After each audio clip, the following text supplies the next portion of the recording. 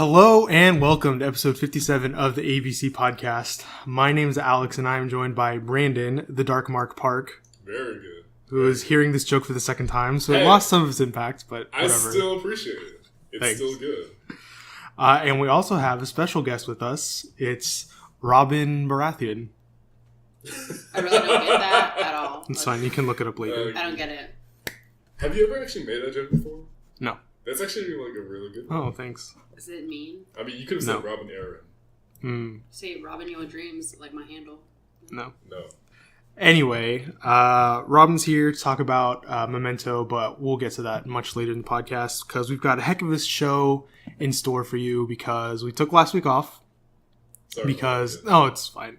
It was a super busy weekend for both of us. There was some graduations and some graduation parties. So congratulations to all of our friends who graduated, including Robyn, of course. Round of applause. Oh, yeah. Great. Thank I you. took her graduation photos too. Yeah. Except he didn't show up to the party. And to Kenzie, who will listen to this. Congratulations, Kenzie. Jasmine, who won't listen to this. Mary Chung. Brandon's brother, Bruce, is graduating. Tomorrow. Yeah. Yeah. So, Novak. oh, yeah. You're Novak. What's Bruce doing? What's Bruce doing? Your brother's name is Bruce? Yeah. Like, what's he doing after he graduates from high school? He's coming to the UST. Oh, okay. Awesome. Are you proud? I'm Is proud. it weird? I'm not excited, but I'm proud. Does that make sense? Are you Yeah. gonna hang out all the time? Probably. Are you best friends? Actually, I don't know, because we haven't hung out for almost 2 years with each other. Are you similar?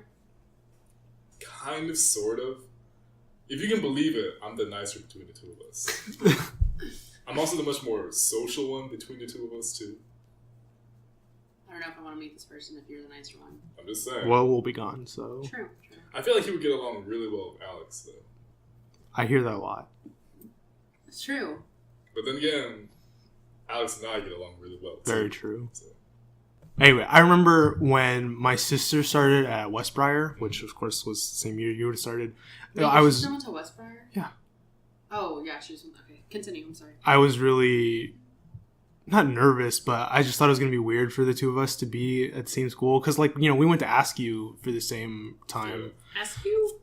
But I don't know, middle school was like different because I was in 8th grade and she was starting 6th grade, so I was already like, at the end of middle school. I was like the top Super dog. Cool kid. No, obviously not that, but I don't know. I just thought it was going to be weird, and then it really wasn't. So we'll see. Yeah, We'll see. yeah. College is very different than middle school. Yeah. I remember I had that same feeling when Bruce, he started Westside. Mm-hmm. And it turns out he, instead of like being covered by my shadow, he destroyed my shadow. And my shadow is still there, but he made his own shadow, I guess. So I feel like that's gonna happen with UST. Yeah. Well, We'll see. we'll see. I'm excited though. He got into college. That's the good thing. True. He's like number 9 in his class. Oh wow, Yeah. And you chose to go to UST? He wants to go to UST. That's interesting. you must be a good salesman. Anyway, and then the other big thing that happened this week is that Brandon cheated on us by going on another podcast. Now, admittedly, it wasn't his idea. He got roped into it. Yeah. But why don't you tell us about that? Like the whole day in general, or just that podcast? Yeah, just the podcast part. I mean, if you want to tell us about your whole day, I won't stop you. Essentially, he got kidnapped by a bunch of people, Mm-hmm. How many people were on this podcast? including me. Yeah. 4. Okay. So it was actually Eugene's podcast. Yeah. Turns out you inspired him in some aspect. I guess I'm flattered. TFTI. That's what I'm saying. Well, yeah, obviously. I thought that went without saying. And this is actually the second episode of his podcast. Oh, okay. He calls it the Eugene Burnaby Show. Okay. And it was actually pretty fun, I'm not gonna lie. It was a little bit different just because I'm so used to our structure. Uh-huh. I'm also used to the 3-hour recording time. We finished in an hour and 20 minutes or 30 minutes. Uh-huh. And I was like, that's it? Like, we're not doing anything else? No corrections? No nothing? But it was fun. We just talked about Alien Covenant because we had gone to see that. Uh-huh. And then he made us rank the Star Wars movies. Mm. Yeah. it was interesting. Some of the reasonings people had for the choices they made. So, back up a little bit. So, obviously, Eugene was there. I know you were there. I know Francisco was there. Who's the fourth person? Anthony Tran. Okay. It's a good group. Yeah. Really interesting group. Let's say that much. But yeah. Well. It's okay. This podcast is still with me. Yeah, I mean, your name's on it. So. Although, why did you say anything about the other podcast I also was on, too? Well, you told me about it, but then you never told me that you actually went through with it, so I don't know if it ever happened. We recorded, 4 sessions. Oh, dang. Yeah.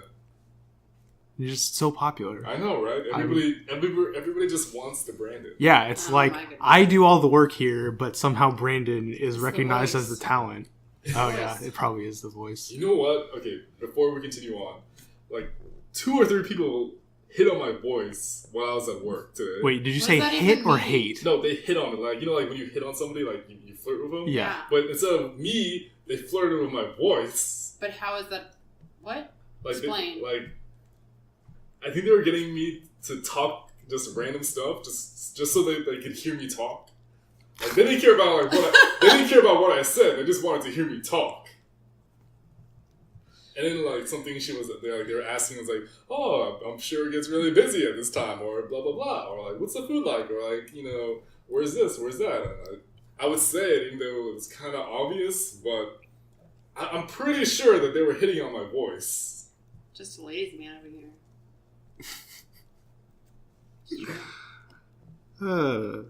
Anyway, so this has been the weirdest opening to a show. No, I agree. This has been a pretty strange one. We've had many weird ones, but I think this so far takes the cake. Yeah. You're welcome. So anyway, Brandon's had an exciting life. I haven't been doing anything. Robyn hasn't been, other than her 2 surgeries, hasn't been doing anything. Whoa, what? Yeah, good times.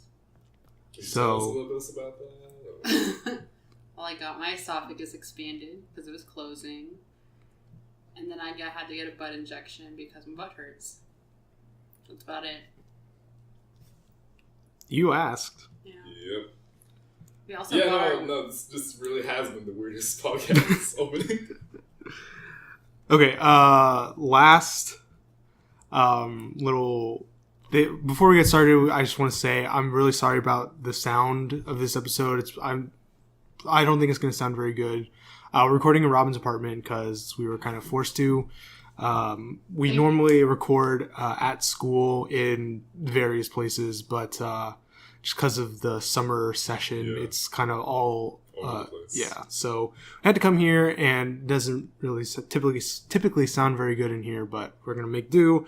So hopefully you'll forgive us, and maybe we'll be back to our normal space next week, or maybe my apartment at least. We'll see. Quick. Are you planning on recording on our wedding weekend? No, we're gonna record a special one ahead of time. Thanks for. Sorry you had to see behind the curtain there, but now you guys know what's gonna happen. During the reception, you and I sneak away. No. And then we just we're huddled behind the table and No. Anyway, we'll have some content for you for that weekend. Sorry, I didn't know. It's fine. Anyway, so let's move on here. We do have a new subscription box to open, so we're going to get started with that right now. Okay, so we're here. We've got the Wonder Woman box from the DC Legion of Collectors subscription box. Brandon, would you please tell the people what we see on the box? Of course. So on the top of the box is a side profile silhouette of Wonder Woman. Specifically, it looks like Gal Gadot, her facial structure. I guess. I think it is. I think it is. Sure. We can say that. It makes sense because they're promoting the film, mm-hmm. So. And of course, it says Legion of Collectors. And that's about it. With DC boxes, it's not too decorative. Yeah. But I still like them.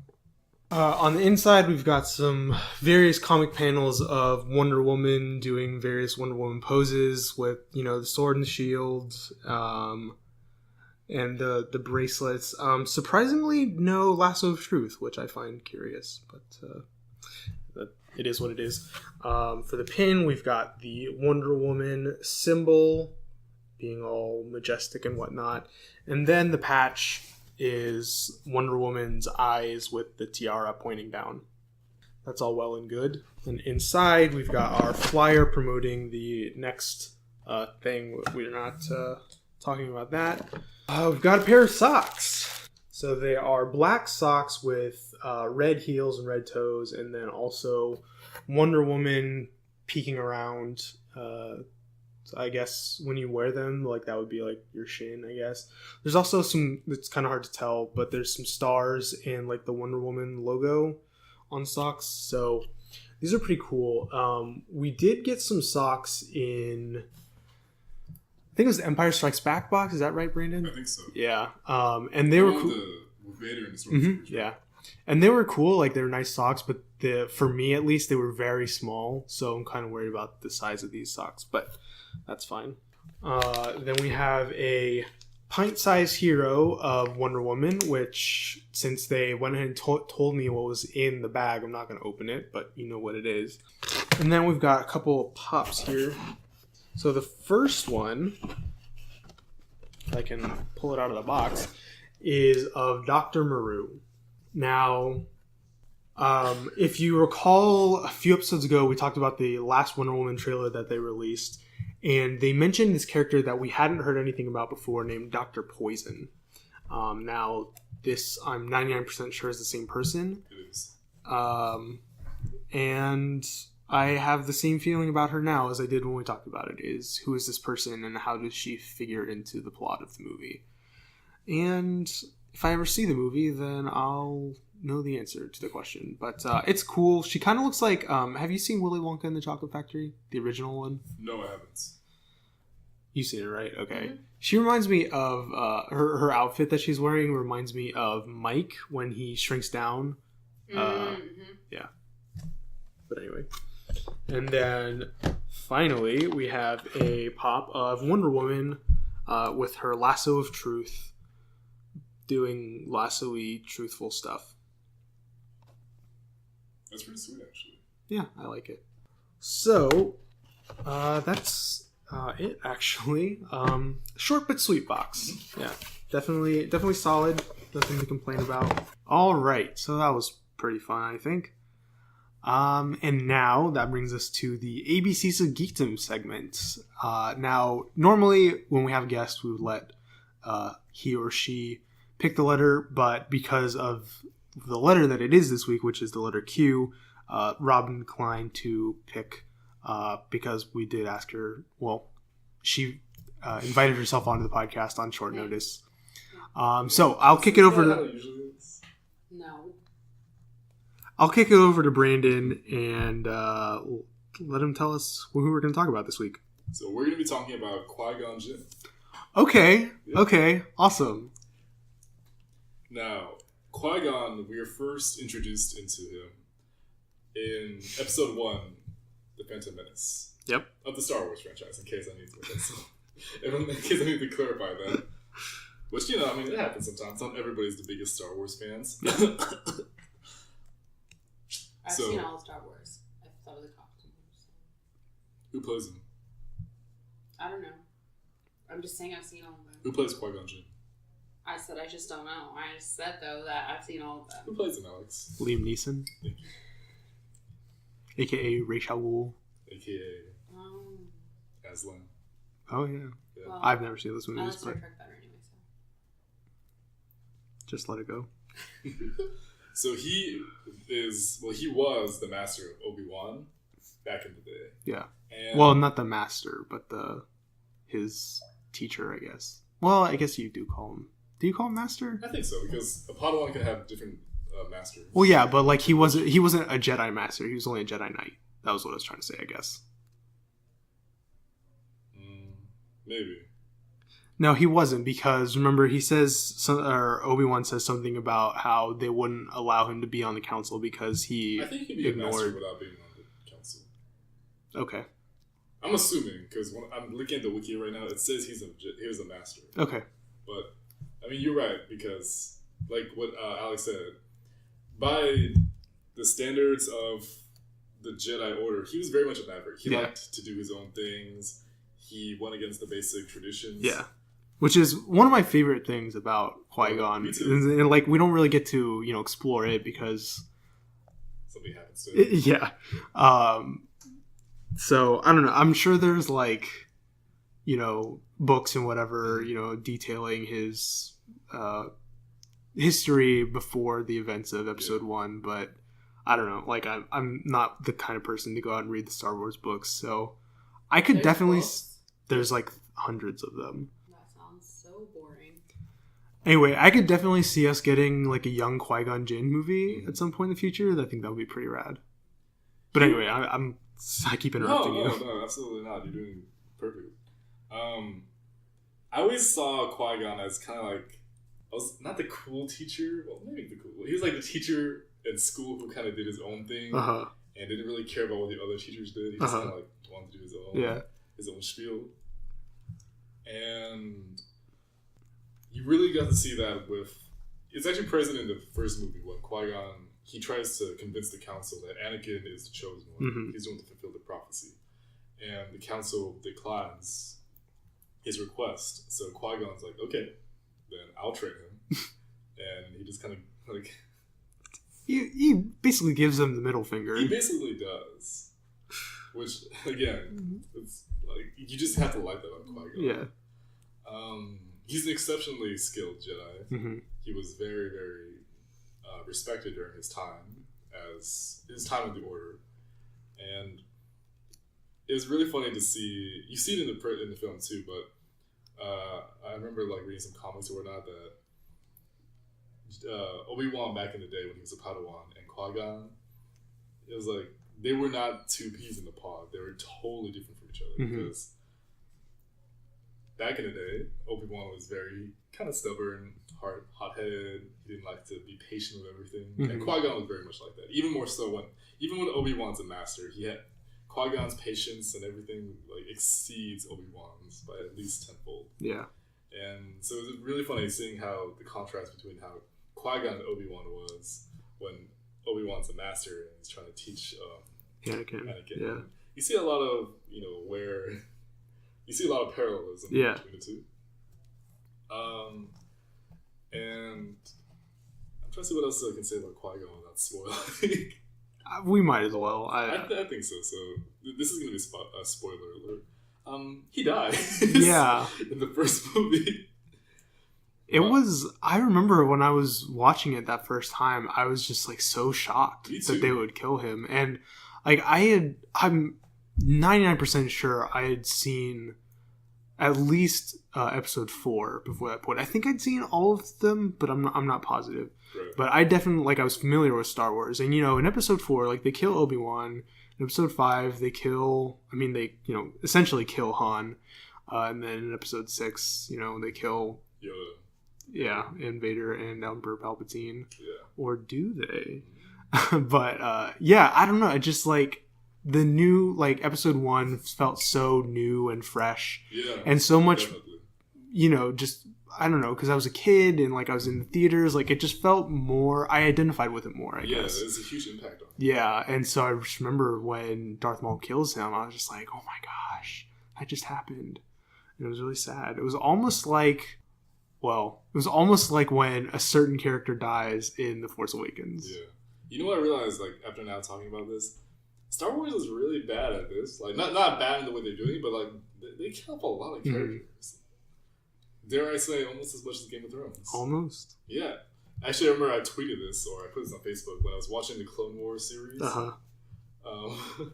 compared it to Game of Thrones, because almost all the characters that were made for the Clone Wars die by the end of the Clone Wars. Well, I mean, that only makes sense. It makes sense, but still, like, when you grow attached to these characters, and see them die like that, I'm like, this is terrible. Yeah. Back to Qui-Gon. I'm trying to see what else, because even though he dies by episode 1, he's still featured or mentioned very prominently throughout the 2 movies. Right. And he even makes an appearance in the Clone Wars series as well. And actually got Liam Neeson to come back and oh, really? Qui-Gon. Yeah. So it was just like his ghost? His ghost comes up. Okay. It was a really, really cool scene. It's very short, but it's very cool because it kind of hints at more about the mysterious nature of the Force, because if you remember in the third one, when Yoda was talking to Obi-Wan after the fight on Mustafar about how Qui-Gon was searching for a way to become immortal through the Force. Right. And they kind of hint at that in the TV series without actually explicitly saying, like, this is what's to come. Uh-huh. And I just like that. I just like that Qui-Gon, for the short amount of time that he was present, he was still, he still had a lot of value to him. Mm-hmm. And of course, how can you talk about Qui-Gon without talking about the Duel of the Fates? Oh, so good. Literally, like, one of the greatest... Is that what the fight is called? Like, I know that the piece is called that. Like, the instrumental. The fight itself? Yeah. I don't think it's called that. Okay, I just make sure. Most people identify the fight with the instrumental track. Right, yeah. And, I mean, oh my gosh, just like you said, when I saw it in theaters, I'm like, this is the greatest thing of all time. And of course, I was still super young, though, so when, I could sense when the fight was coming to an end, I'm like, I got really tense, and I was like, oh, something bad's gonna happen. When the laser right. shields go up, and then everybody has to stop for a minute, I'm like, oh, this is not good. I remember reading an article a few months back that StarWars.com posted, and I can't remember what the subject matter was, but it was somebody who took that scene specifically, the part with the laser gates or whatever, and compared and contrasted Darth Maul's reaction to that particular event with Qui-Gon's, because we see Darth Maul, he's pacing back and forth. When the gates first close, he tests it with his lightsaber to see if he can like cut through it or whatever, and it obviously doesn't work. Yeah. Whereas I totally downplayed the value of that scene when I said he kept just pokes it. Whereas Qui-Gon, he immediately he kneels down and gathers his focus.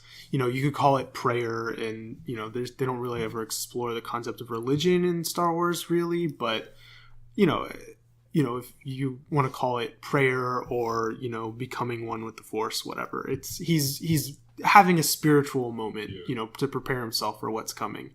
Now, does he know that he's going to die? Like, does he have, because, some Jedi have the power of premonitions because of the Force. Maybe he knows that this is about to happen and he's preparing himself. Or maybe he's tired and he's trying to regain his strength. Or maybe he's, trying to gather his midichlorians so that he can have the power to defeat Darth Maul, even though it ultimately doesn't work.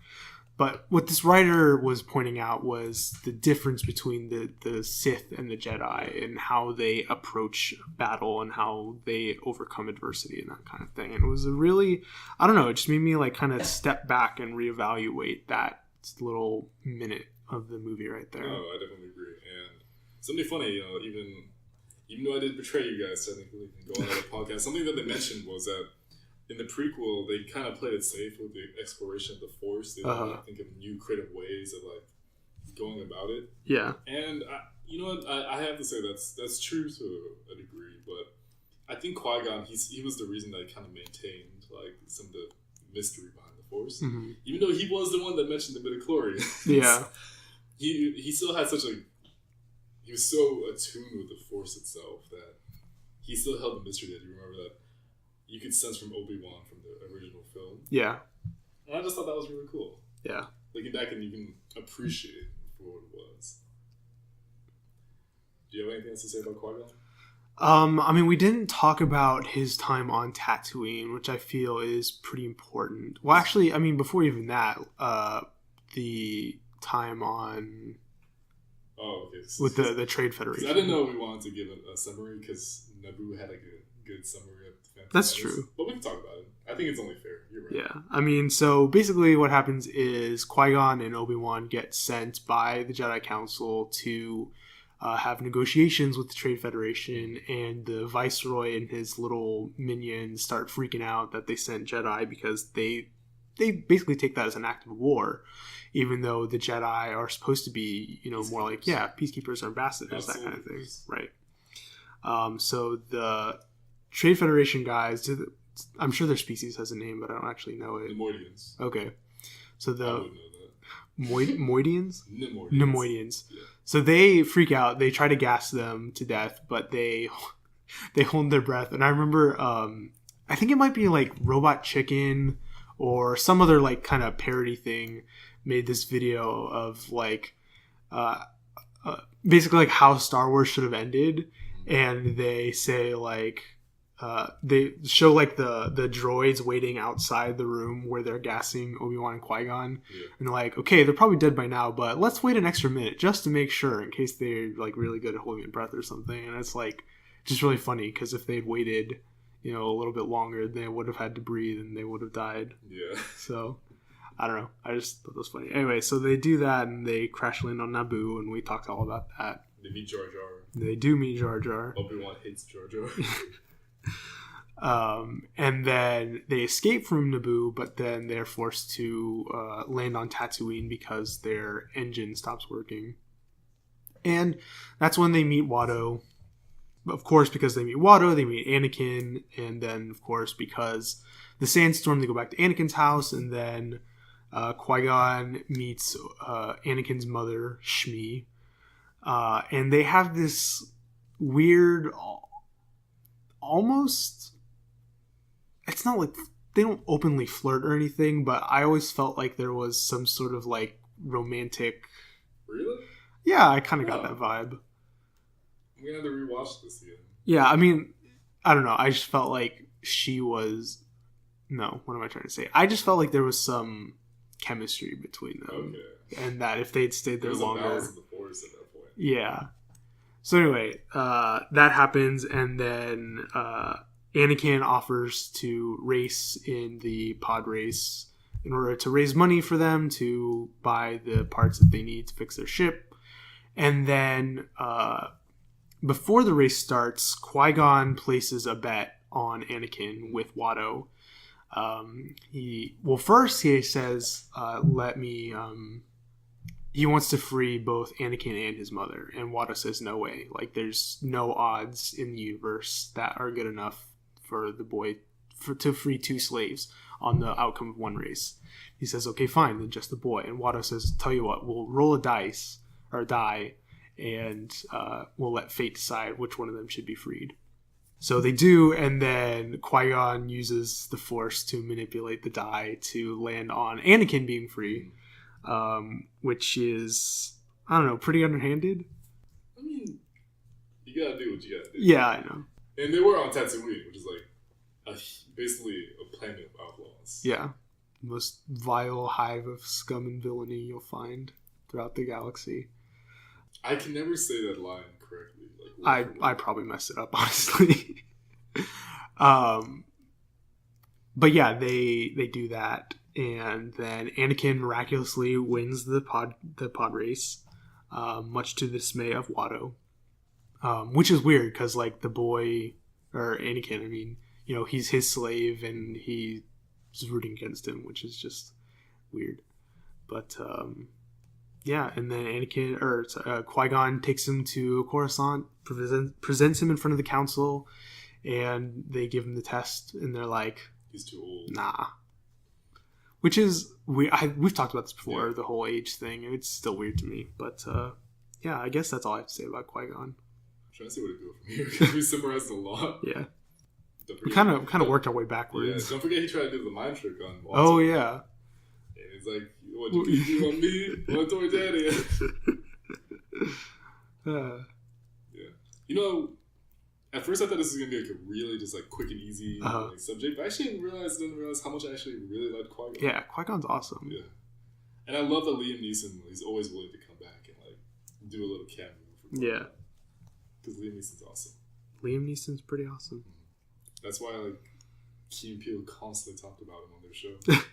Do you know what segment that was? I don't think so. I'll send it to you later. Okay. They play these, like, Key and Peele play these two ballets. Oh, okay, yeah. And all they do is talk about the characters that Liam Neeson were in movies.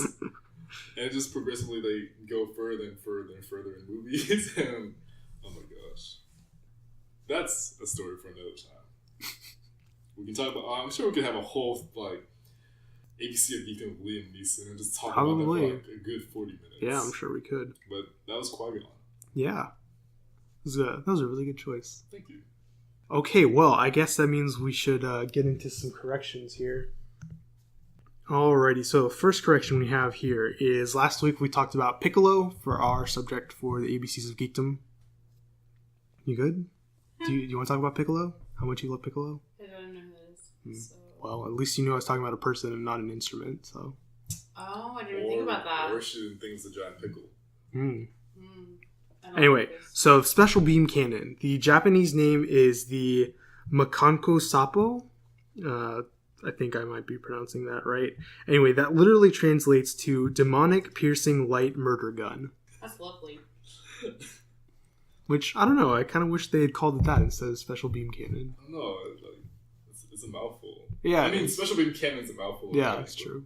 I mean, but so is like Kamehameha or Masenko or... I feel like Kamehameha is like kind of like flows off the top. Kamehameha!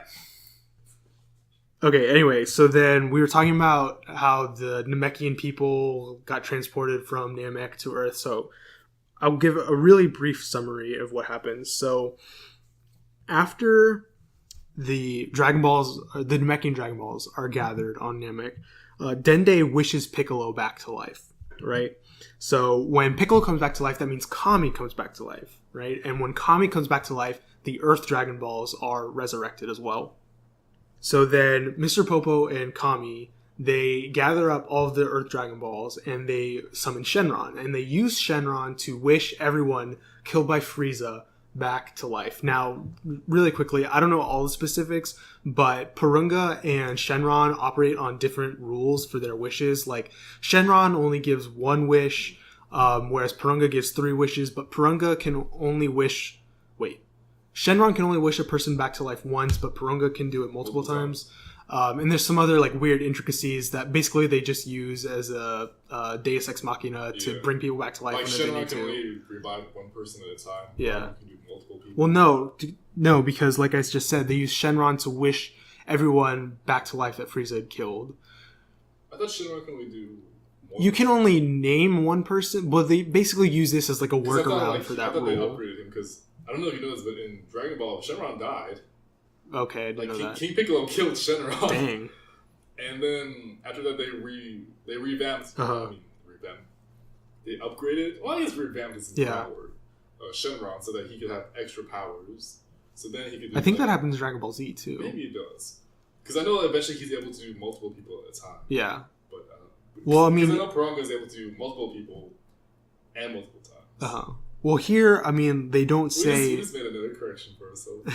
I mean, they don't say, like, I wish Piccolo and Vegeta and Krillin, etc., back to life. They say, I wish for everyone who's killed by Frieza to be brought back to life, which apparently was within Shenron's powers. But anyway, so they do that, and then once Guru comes back to life, because he was killed by Frieza, once Guru comes back to life, the Namekian Dragon Balls are resurrected as well. And prior to that happening, they had used 2 of Purunga's 3 wishes. And so they used the final wish to wish everyone on Namek, except for Frieza and Goku, to be transported to Earth. Then after that happens, Goku defeats Frieza, Namek explodes, Goku doesn't die, and then they use Shenron's powers, Shenron's powers to make a bunch of wishes. They actually have to go through 2 Dragon Ball cycles. Or no, sorry, it's not Shenron, it's Purunga. They do go through... because the Namekian year is shorter than the human year, so that's why they're able to do it like more times. So they do that, and then after the second cycle, they wish the Namekian people to a planet that they found that was very similar to Namek, which they call New Namek. So that's the story. That's very creative. Yeah. And I shouldn't even say that to them, because their planet got destroyed. I have no justification for crapping on their creativity for naming things. Well, I don't know what to say to that. Isn't that like kind of like the fallback whenever like you find something new and you call it new this, new that? New Mexico, New York, New Hampshire, New Orleans, Newfoundland. What? Newfoundland. It's in Canada. Look it up. New Jersey. New York, Jersey. Yeah, I said that. New Guinea. Dang. I'm at a loss. You win. Ah, yes. Okay, next correction here is we talked about the time that New Piccolo... Zealand! Do you ever wonder, like, where Zealand is? Like, I've never heard of Zealand. Zealand. Yeah, you know what, funny enough, I thought about that last week when I was talking about New Zealand. Sorry. What's the answer? Or did you not look it up? No, I didn't look it Oh, up. okay. Would you like me to look it up? No, it's fine. I'll do it next week. Do it yourself. All right, next correction is we talked about the time that Piccolo absorbed Nail and later on Kami. So basically, according to the Dragon Ball wiki, is that when Namex absorb each other or assimilate or whatever word you want to use, they have the option to, like, there's not a joined consciousness like they have in, like they make fun of in Dragon Ball Z Abridged, but you can like take on aspects of the absorbee's personality for the main host. Piccolo declined to do that because he's a very proud person and he didn't want himself to be changed. He just wanted to be more powerful so that he could fight Frieza and then the androids later on. But yeah, that is a possibility. But there's no like joined consciousness. Okay. Yeah. And So I then like the abridged version better. yeah, I do too. It's pretty funny. The Sorry. Do you remember that Piccolo has apps like in his mind? no. Yeah, he has apps. I don't know. I just stopped. It's been a while since I watched Yeah. Dragon Ball Z Abridged, so I might not have gotten to that part. Because this is when they were at the Frieza, so he just absorbed Nail. Oh, okay. And during the fight with Frieza, Nail is talking to Piccolo, and I was like, I'm really bored in here. I went through all the channels. Like, I'm gonna start going through your apps thing. It's like, just gonna go through the apps instead. So, not only that, apparently Piccolo's a giant iPhone as well. Makes so much sense. I know, right?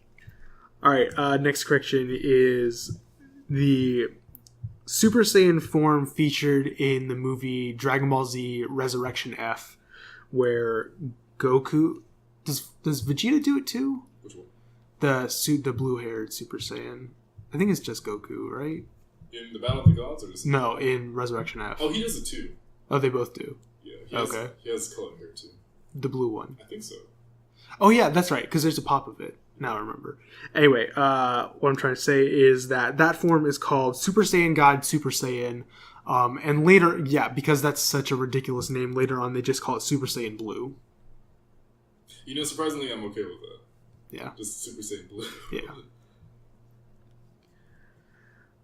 And then the final Dragon Ball Z correction is the power of the Saiyan race the trait of the Saiyan race to increase their power level when they recover from a near fatal wound is called Zenkai.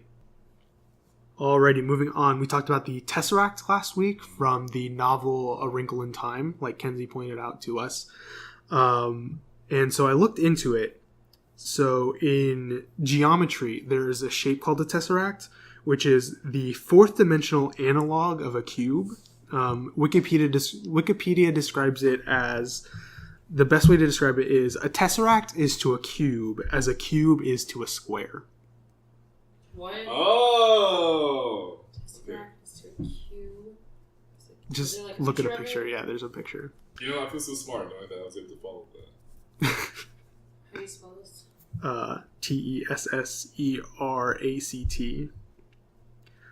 However, A Wrinkle in Time is the first piece of fiction to use that in a sci-fi context. So, Really? Mhm. Nice. yeah, So it's a cube in a cube?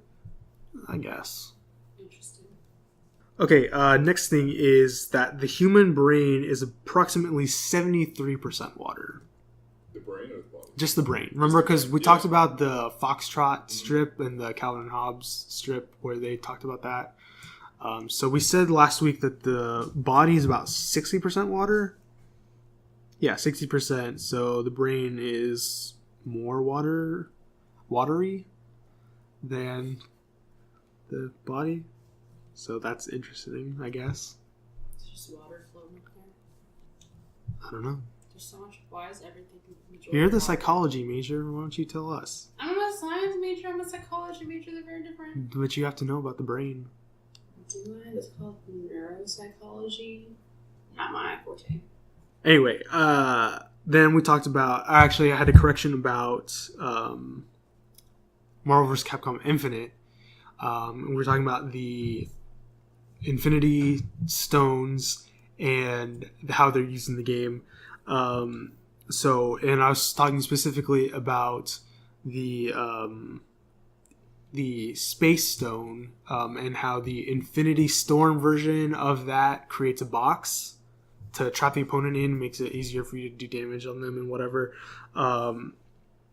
When I was talking about that, I accidentally said that the Power Stone was the one that creates the box, really? not the Space Stone. So sorry about that. Okay, then I don't remember why we're talking about this exactly, but we're talking about the SpongeBob mocking meme, the one where he looks like this weird chicken. Yeah. So that is from the episode called Little Yellow Book. And in that episode, Squidward reads SpongeBob's diary, and it turns out that anytime he sees Plaid, he has to act like a chicken. I remember that. Oh, you've seen the episode? Yeah, I've seen the episode. I have to watch this episode now. Okay. Because, funny enough, like, literally when we finished doing that recording, I had this conversation with my friend, and he told me about the Plaid thing. Oh, okay. There's no way this is a real thing. So now you just confirmed it. Okay, next correction here is we talked about Young Justice being canceled, which, thank God, it is no longer in canceled status. We bring that up a lot of times on this podcast. Because I'm so happy about it. No, I mean the cancel part. Oh, yeah. I mean, now we're bringing up the fact that it's not canceled anymore, but oh my gosh. Well, that's because I was salty. You're not the only one. I love that show too. Anyway, it was originally canceled in January 2013. Damn. Yeah. Such a long time ago. I know, right? Okay, next correction is we talked about Magik last week, the X-Men character, because... I was thinking really, really hard, like, when did we talk about Magik? No, the character from the X-Men series, because she is going to be in the upcoming film New Mutants. I really like the fact that you knew my concern about this topic when you saw my face. Anyway, so just a little bit more information about her. Her real name is Ilyana Rasputina, and she's actually Colossus's younger sister. Oh, I forgot he had siblings. Yeah. Her powers include teleportation through both time and space, which seems pretty overpowered, but whatever. Sorcery. She has access to what's called the Eldritch Armor, which basically anytime she is in battle, the more she uses her magic, this mystical enchanted armor will add itself onto her, just appear out of nowhere. And she also wields a weapon called the Soul Sword. So she's a World of Warcraft character? I guess? It sounds like. I mean, she sounds cool. Yeah. She's basically a World of Warcraft character. Why does she have so much stuff? Because... I don't know. Interesting. Go ask Stanley. Did you ever see the Key and Peele skit when they didn't want Stan Lee? Yeah, that was so weird. It was weird, but the conclusion was just really I guess. Yeah. But I really enjoyed Peele's. Yeah, no, it was a good impersonation. His portrayal of Stanley was on point. Oh my goodness. Yeah. That's what made me laugh at the entire thing. Yeah. Okay, then we talked about China filming a new live-action Contra movie. So one thing that I found out that I didn't know when I was looking this up was that the Contra games are set in the 27th century, which is cool, I guess. The two characters that you can play as in Super Contra are named Bill Rizer, R-I-Z-E-R, and Lance Bean. And then another thing that I totally forgot to mention last week is that this is the second game to feature the Konami code, but is the most well-known, or is what popularized the Konami code to what it is today. Do you know the Konami code? You have no idea what you're talking about. Do you know the Konami code? A little bit, not so much. Okay. It's up, up, down, down, left, right, BA, start, select. There's a song by Popple. Do you know what Popple is? It's a Christian band, and it's I'll have to show you. Okay. I have one in my car on a CD. Of course you do. Okay, then we did our gender-swapped recasting of the Avengers last week. And Brandon mentioned that Keira Knightley and Mark Ruffalo had been in a movie together because we cast Keira Knightley as Thor. Both of us did. And Mark Ruffalo obviously played Bruce Banner in the real version of the Avengers. So the movie that Brandon was called is called Begin Again. I hope that's what you were thinking of. Yeah, it was. Okay. I just didn't know it. Yeah. You just said like the movie that Brandon was called. I was like, I'm called the movie? What? That's what you said. Oh, the movie is called, I don't even know what I was trying to say. Real quick, the song is called Contra. Well, what do you know? It's like All up, ties up, in. down. I can't remember what the tune is. Yeah, anyway, I'd never heard of this movie. So, yeah. Anyway, next thing here is I said that I would cast Dame Judi Dench as the other in my version of the movie. And I was talking about how she played M in the James Bond movies. So there's no canonical answer for what M stands for in James Bond, as opposed to Q, who, if you know anything about James Bond, he outfits James Bond, or 007, with all of his, cars and gadgets and all that kind of thing. And Q stands for Quartermaster. But M, as far as we know, doesn't have a real... it's not an abbreviation for anything. The best guess that they have is that it could stand for mother, which when Dame Judi Dench plays the role, that makes sense because she's a female. But prior to her taking on the role, it had been men in that role, so it kind of doesn't really make sense. Could stand for minister because she is the leader of MI6. So that would make sense. And then it could also be short for the name of a real person who was the head of MI6 in real life. Who had... I didn't write his name down, but his first name and last name both started with M. And the guy who wrote the novels originally might have just called him M, just for fun, I guess. Also, something that I found out that I didn't know prior to looking this up was that she played M in the Pierce Brosnan Bonds as well. Yeah.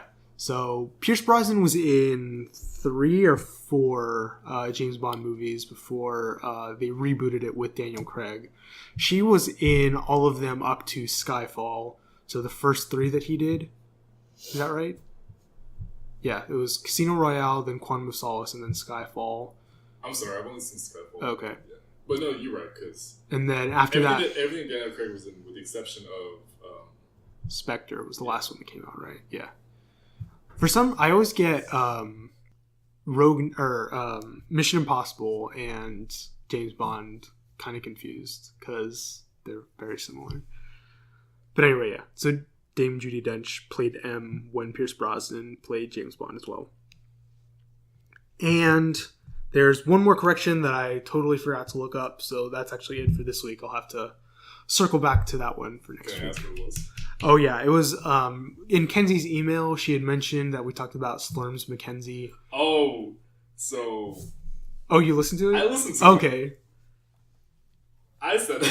Oh, you did? I did it by accident. Well, I mean, we had both consumed quite a bit of alcohol at that point, so... I was just listening to it at the right because I was working the desk, Uh-huh. and it was really late at night. I'm like, nobody's gonna listen to this because nobody was in the lobby. Right. So I just was listening to the podcast while I was reading a book, and then I heard sperm. I was like, oh crap! Was it me or Alex? Because it was one of those moments where my voice kind of goes really high pitched when they really like Yeah. infuriate. And I'm at least, you might need to like double check, but I'm a good 85% sure that it was me that said Spur Mackenzie. Okay. All right. Well, that's all of our corrections. That was a great one to end on. Super. All right. So hey, R.I.P. Slurms. I know, always on our hearts. Anyway, so we're gonna take a break. We've got some trailers to watch, and then we're gonna come talk about them. So don't go anywhere. We'll be right back.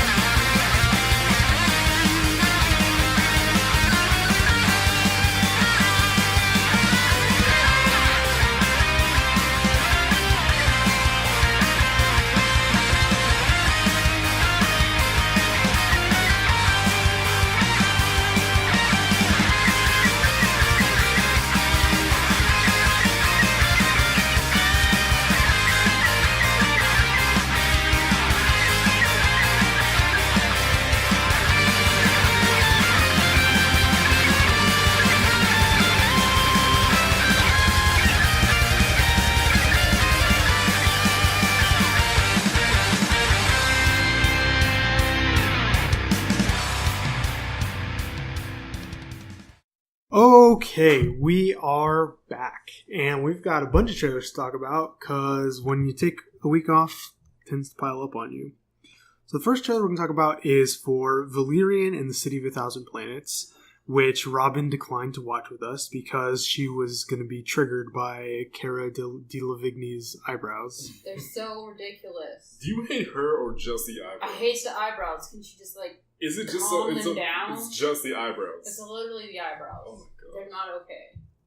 So anyway, I thought the second trailer was better.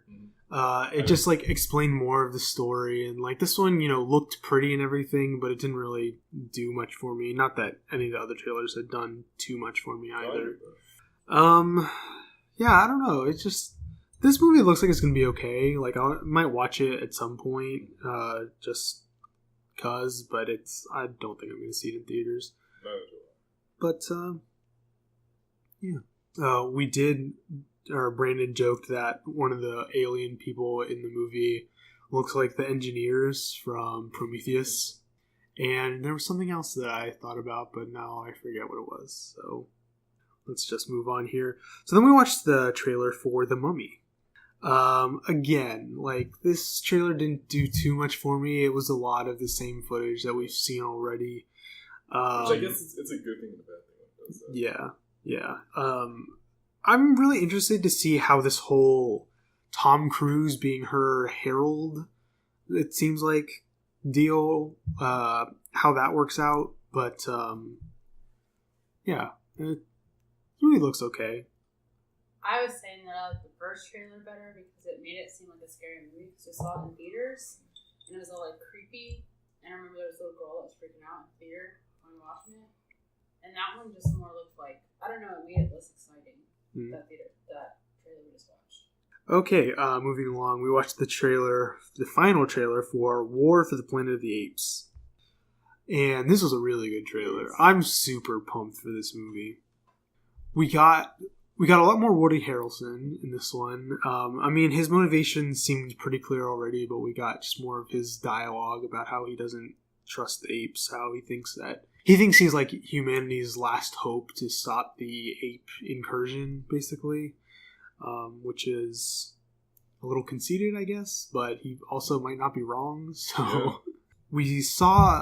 in the last trailer, we saw the gorilla who's working with the humans against the apes. And in this one, we got this other, I guess she was like a chimpanzee, a very odd looking ape. And we got more about her, so that's interesting. And just a lot more of Caesar talking about how the apes didn't ask for this war, but they're going to finish it. That kind of, I don't know, pretty cliche line, but I don't know, it's so cool. Yeah, no, I'm definitely looking forward to this movie. It looks good. It really does. Have you seen the first two? No, I haven't. Okay. Or any of the franchises. Yeah, no, I've only seen the reboot movies, but I love both of them. I think they're super great movies. You can borrow them if you want to. Okay, so then the fourth trailer we watched was for Cars 3. This was probably the best trailer that we've watched. I don't know why we made a pause. Just because we didn't know what to say, but it's not a bad trailer. It was actually pretty good. Yeah. It's I don't know. There are a lot of tropes in this movie that I've noticed. It reminds me a lot of Rocky 4. You can see that. You've never seen Rocky 4, have you? Have you seen any of the Rocky movies? Probably as a kid, but I don't remember. No. So in Rocky 4, it's Rocky versus I forget what his name is, but he's this boxer from the USSR, and one of the main themes of the movie is this new method of training versus the old. So this Russian guy has basically his scientists who observe his training, and he uses all these machines to record statistics about how hard he's punching or how much he can lift and how fast he can run, that kind of thing. And then we see these training montages of Rocky in the mountains doing these very folksy training type of things, lifting bales of hay and running uphill in the snow, and just all these very not technological training methods, and then in the end, well, I won't spoil how the movie ends, partly because you should watch it and partly because I don't remember. I really feel like I've actually seen that one, now that you describe it. It's very possible. It came on like Saturday movies like all the time. But anyway, so that was just one of the big themes of the movie, was just like technology versus the old-fashioned way, and that's what this movie is really harping on, I think, is this up-and-coming race car named Jackson Storm is, you know, all about the science and the math behind racing, and yeah, exactly. Lightning's all about instinct and heart. And he does this like beach training thing. Yeah, so it just reminds me of that. But this trailer made me more positive on the movie. Nathan Fillion's in it. Oh yeah, how could you forget about that? Yeah, there was also a couple pretty funny moments in this trailer. I think the simulation was the funniest one. Yeah, no, I had actually watched this one before. Oh, okay. And the part when the yellow car, whatever her name is on the beach, and she's trying to accelerate, and she goes in the ground. She goes, "The ground ate me." That made me laugh a lot the first time I watched it. Yeah, I'm a little bit more excited to see this movie. I mean, I've never seen a Pixar movie and been like, "Ugh, this is just terrible." Like, I've definitely been disappointed, but only because I've come to expect so much from Pixar. So it makes me sad. Like Up. Yes, Up so is very depressing. sad.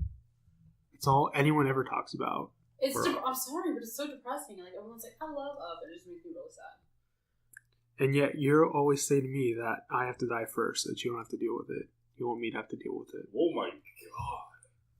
We talk about this. You guys had this discussion. Because he can move on. I can't move on from that. So there's no going back. I have his will on my computer. You've destroyed like the spirit of this podcast. He brought it up. Oh my.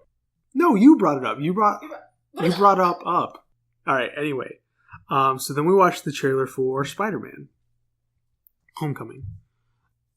Again, like this, like I think I liked the last trailer more, but this was a good trailer. Yeah. I liked it. I liked it too. Maybe just they're doing a good job of like showing you more without showing you too much. I don't know about that. I feel like I basically know the plot of this movie from the last trailer, even though, like I said, I like that one more. There's still things that need to unravel. Yeah, I'm sure. The churro thing, I was not going to see that coming. When he talked about how he helped an old lady and she bought him a churro. Yeah. I don't know why that made me chuckle so much it did. Just because he's young and he's like silly. Yeah. I guess, you know, it's like almost like naive humor instead of like dirty humor. Yeah. I don't know. I feel like Tony has almost as many funny lines in this movie as Peter does. Yeah, I think so too. And his friend, whoever he is, he's pretty funny too. Yeah, I like him a lot. Yeah. It's like, how to go do this? We have a Spanish quiz coming up. The thing is, like, I wanted to say that I would be Peter Parker, but I knew for a fact I would be his friend. Like, more worried about like the quiz than the city. Yeah. Donald Glover they showed off in this movie, which is still weird to me, but I mean, he knows that he's Spider-Man, so like, it makes me wonder, like, what is he doing? Yeah, I don't know. And the Vulture looks really cool in this movie. Yeah. Like we've obviously seen his rig and whatever already, but I don't know. Like the Vulture in the comics is like kind of a throwaway villain. Like he's like he has his moments of being very threatening and everything, but for the most part, he's not one of the better known Spider-Man villains. But I feel like the redesign that they've done here is really cool. Like he may not stack up to like a Dr. Octopus or Green Goblin or whatever, but visually I think it looks really cool. So yeah. Okay, then we watched the trailer for a new DC animated movie called Batman and Harley Quinn. And this like popped up on my Twitter feed sometime last week and just like totally took me by surprise. I had not heard anything about this movie. And it was coming out, but I didn't pay too much attention to it. Yeah, so we watched this trailer and it's very strange. It's the Batman animated series art style, which is very strange in and of itself. It's an old-fashioned Art Deco kind of style. Yeah. So we have Kevin Conroy returning as Batman, which is amazing. I mean, you can't do the Batman animated series and have it. Oh, yeah. No, that would be like heresy. We have Nightwing in this movie, which is pretty cool. So we know that establishes that it takes place, well after the established continuity of, so there's originally the Batman the Animated Series, and then they later changed the name a couple of times to like the New Batman Adventures and like Batman and Robin Animated or something like that. And so now we see Robin all grown up as Nightwing, so that's interesting to note. Did you explain to me why they changed names? Like Robin the new name. Just to freshen it up. Why he changed his name? Yeah. Oh! Good. Well, because he... Basically, Batman and Dick, who is the name of the first Robin, they didn't get along too well. Mm-hmm. Batman when he got older, they didn't get along too well. Yeah. Batman just like pushed him really hard because he was, basically grooming him to take over as Batman one day. And that didn't really sit too well with Dick, so he moved off on his own to a new city and took on the Nightwing mantle, which I think worked out for the best because then we got more Robins, some very well-beloved Robins. We got the awesome Nightwing costume, which, who can be sad about that? Nightwing is a superhero. So. Yes. So then why is Nightwing with Batman in this movie and not Robin? Because a lot of the times he ends up still being Batman's sidekick. Okay. I mean, he spent his life with this man. Yeah. He has to come back to him. So then, at this point in the movie, does Robin no longer exist? It doesn't look like in this movie. Okay. Usually by the time Dick becomes Nightwing, they've usually moved on to a new Robin, but they just didn't choose to focus on that this there are also movie. instances where something happens to a Robin. Right. Or there's a period of time where the Robin mantle isn't filled. Yeah. But the mantle of Robin can change from person to person. Oh, okay. Yeah. It's a title. Yeah. So anyway, the plot of this movie is that Poison Ivy and some other supervillain that I've never heard of before this. What did we end up calling him? I think they said the Floronic Man. Yeah, something like that. I thought it was Swamp Thing at first. That's what I thought.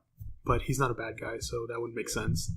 They're trying to kill off the people, or like humans, and replace them with plants, which is, pretty much what Poison Ivy typically does.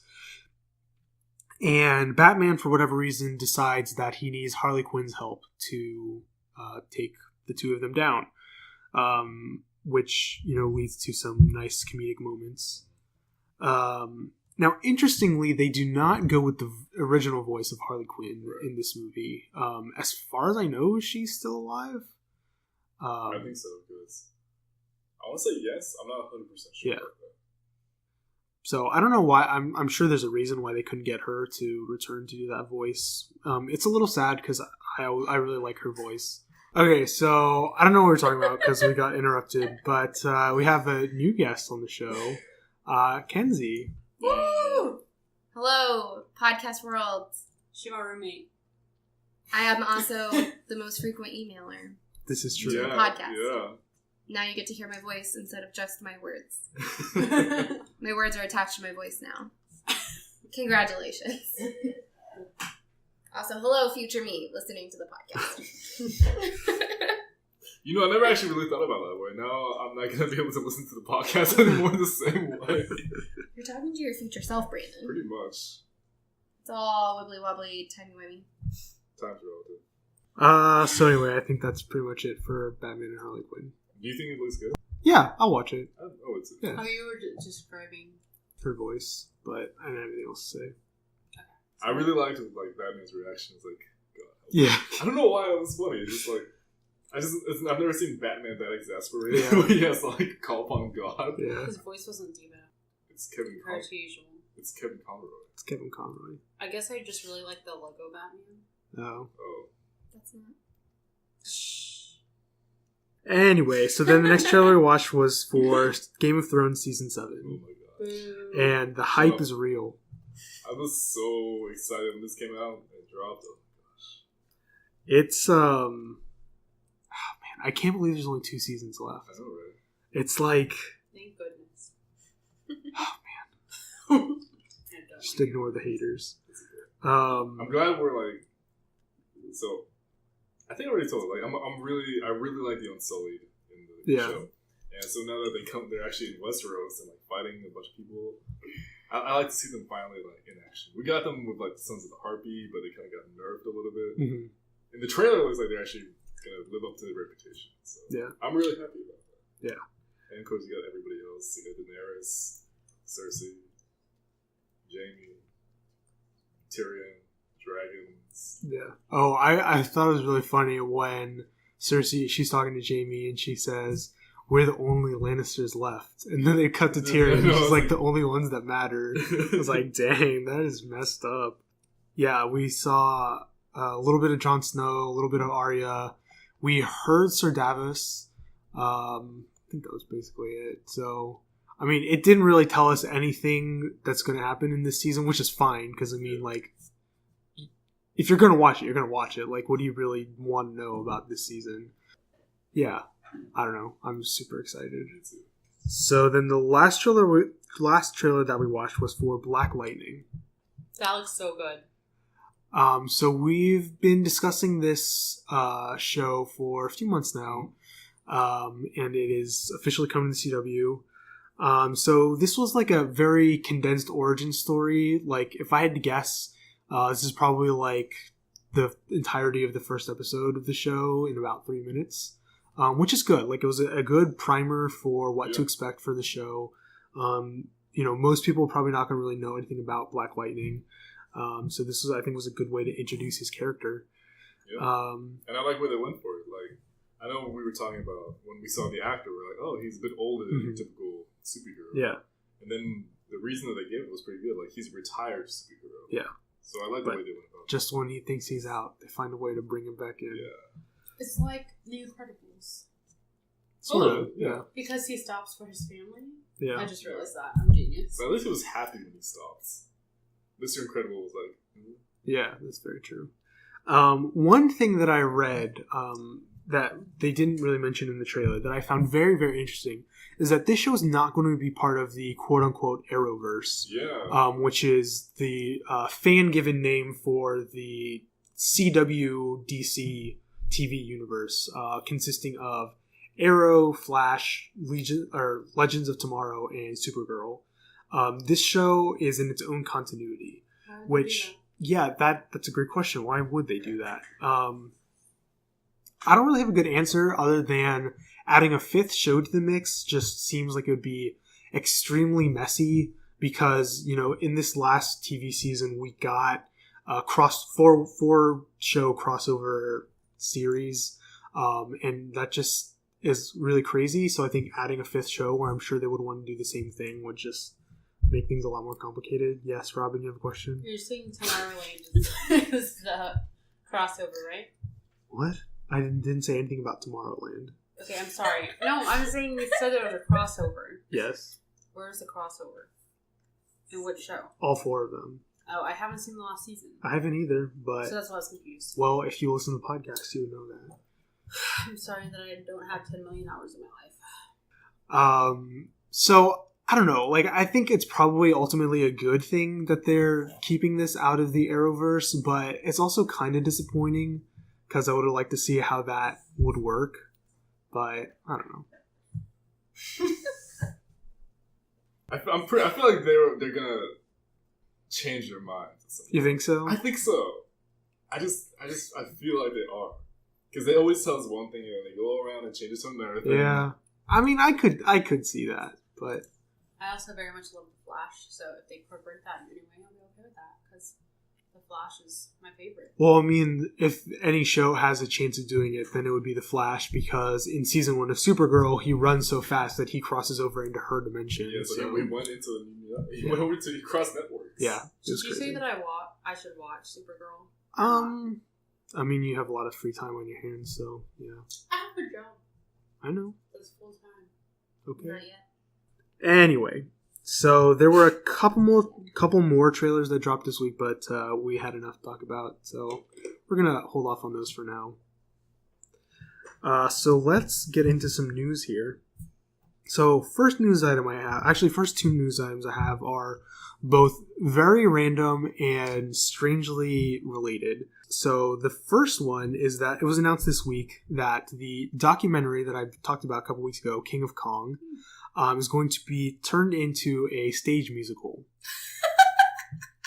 They're making a documentary a stage musical? Yes. How does that translate? Well, I'm not sure. I mean, it makes sense because if you've seen the documentary, there's a story there of, the underdog trying to overtake the high score guy who's this big jerk.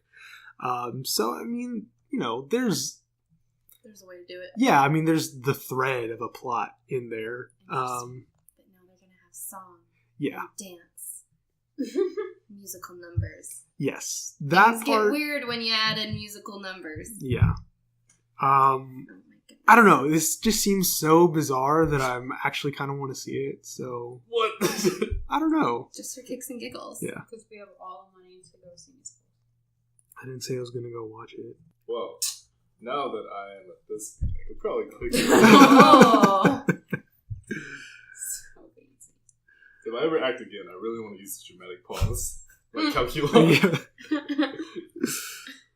Yeah. And then the second is that there's going to be a Broadway version of King Kong coming in 2018.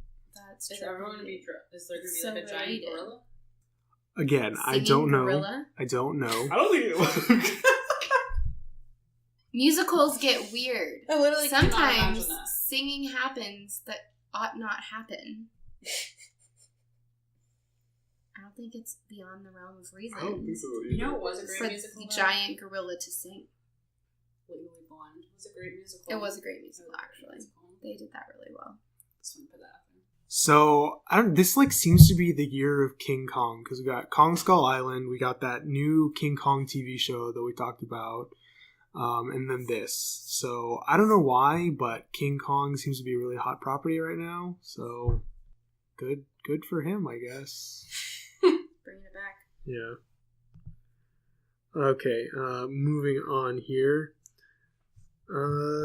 So Tom Cruise confirmed this week that Top Gun 2 is in the works. I take it I'm the only person here who's seen Top Gun. I don't think I've seen it. Okay. But I know Well, what it is. Top Gun is a very famous 80s movie with Tom Cruise and Val Kilmer. It's certainly a classic at the time. Yeah.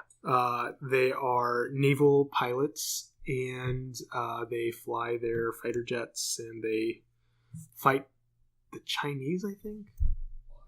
And the Chinese. I think it was China. Maybe it was... No, it definitely wasn't Japan. Korea. It might have been Korea. I don't know. Anyway, they're fighter pilots. Yeah, they're fighter pilots. And it in no way needs a sequel. But of course, that would not stop the Hollywood executives from saying, hey, could probably make some money off of this. Let's make a new one. So Why now? Yeah, Yeah. why wait so long? Why Top Gun? I don't know. Is it just the era of sequels? I don't know. There's so many. I believe in... Now, it's been a long time since I've seen this movie, but I believe that in the end, he pulls off some crazy mission, and they say he's going to get a promotion, and that he can have any billet he wants. Billet is military speak for position. And I'm pretty sure that he says that he wants to teach Top Gun, which is the school that naval pilots train at. So, I mean, it would make sense for him to... Master. Yeah, for him to not be the main character, to train some hothead like him and all that good stuff. Very, I don't know, Days of Thunder, I guess, which is another Tom Cruise movie, but about race cars. But I don't know. I don't need another Top Gun in my life, but I'll probably watch it, to be honest. For some reason, when you said Top Gun, it reminded me of Lonesome Dove. Have you ever seen that? I have not. We had to watch it in school. I know what you're talking about. It's a book. Yeah, I had to read it and watch it at school. I just It's about Texas Rangers. really went through the summer real fast. I have no idea what this movie's about. It's about planes, Brandon. In the sky. But With not the guns. movie Planes. Don't mix it up Top with the movie Gun. Planes. Shooting at someone. all you need to know. All right. Next here, it was announced this week that director Doug Liman, either Liman or Liman, is not going to be directing the Justice League Dark movie. Now, I don't know about anything about this Doug Liman character, but I'm a little bit worried about what this might mean for the future of the movie, because a couple weeks ago, I think it was, I talked about how I watched the animated movie, Justice League Dark, and how I really, really liked it. So that made me really excited for this live action version, but with no director, this movie might get, pushed back, and if it gets pushed back, it might never come out, so that's kind of lame. I didn't read the article, so I don't know if there's a reason why he had to step back from doing it, but anyway, I just thought that was interesting. Okay, moving on. It was announced this week that Tom Holland, aka Spider-Man, is going to be playing young Nathan Drake in the upcoming Uncharted live-action movie. Now, I haven't played Uncharted, so I don't know what young Nathan Drake looks like, but I know he is Caucasian male with brown hair, which are features that Tom Holland meets, so I guess it works. The only movie I've seen Tom Holland in is Civil War. Thought he did a good job there, so I think he could do a good job here. So, yeah. Yeah, basically. I don't know if they've cast adult Nathan Drake yet. I'm still holding out for Nathan Fillion. I know that. Nathan Fillion? Yes, I tweeted about it, remember? Yeah, but he looks nothing like him. Yeah, he does. He does not look anything like him. We had this argument already. He totally does. He does not look anything like I him. know that Mark Wahlberg had expressed interest in playing the role, but I don't want Mark Wahlberg to do it. What are you going to see with Marky Mark? Well, other than the fact that he used to be Marky Mark, I just want somebody else to do it. I think Mark Wahlberg is a pretty decent actor. I wouldn't say he's Oscar caliber or anything, but I think he does a pretty good job for the movies that he's been in. But I don't know. I just want to see somebody else do it. And by somebody else, I mean Nathan Fillion. Look, I love Nathan Fillion. He doesn't look like him. Yes, he does. No, he doesn't. Okay. Next thing here is that it was announced this week that there's going to be a reboot of the Resident Evil franchise. Yeah, so the latest movie in the Resident Evil film series was called Resident Evil: The Final Chapter. And for Mila Jovovich and what's the guy's name from Game of Thrones? I know who you're talking about. Yeah. Jorah Mormont. Yeah, there you go. Whatever the actor's name is. For them, it is The Final Chapter. But wait, has he been in that series? He was in. Or is in that movie? He was in previous movies before this last one. I think his name was Ian Glenn. Okay, I believe you. But yeah, so that movie just came out. I don't even think it's out on Blu-ray yet, and they're already saying that they want to do more.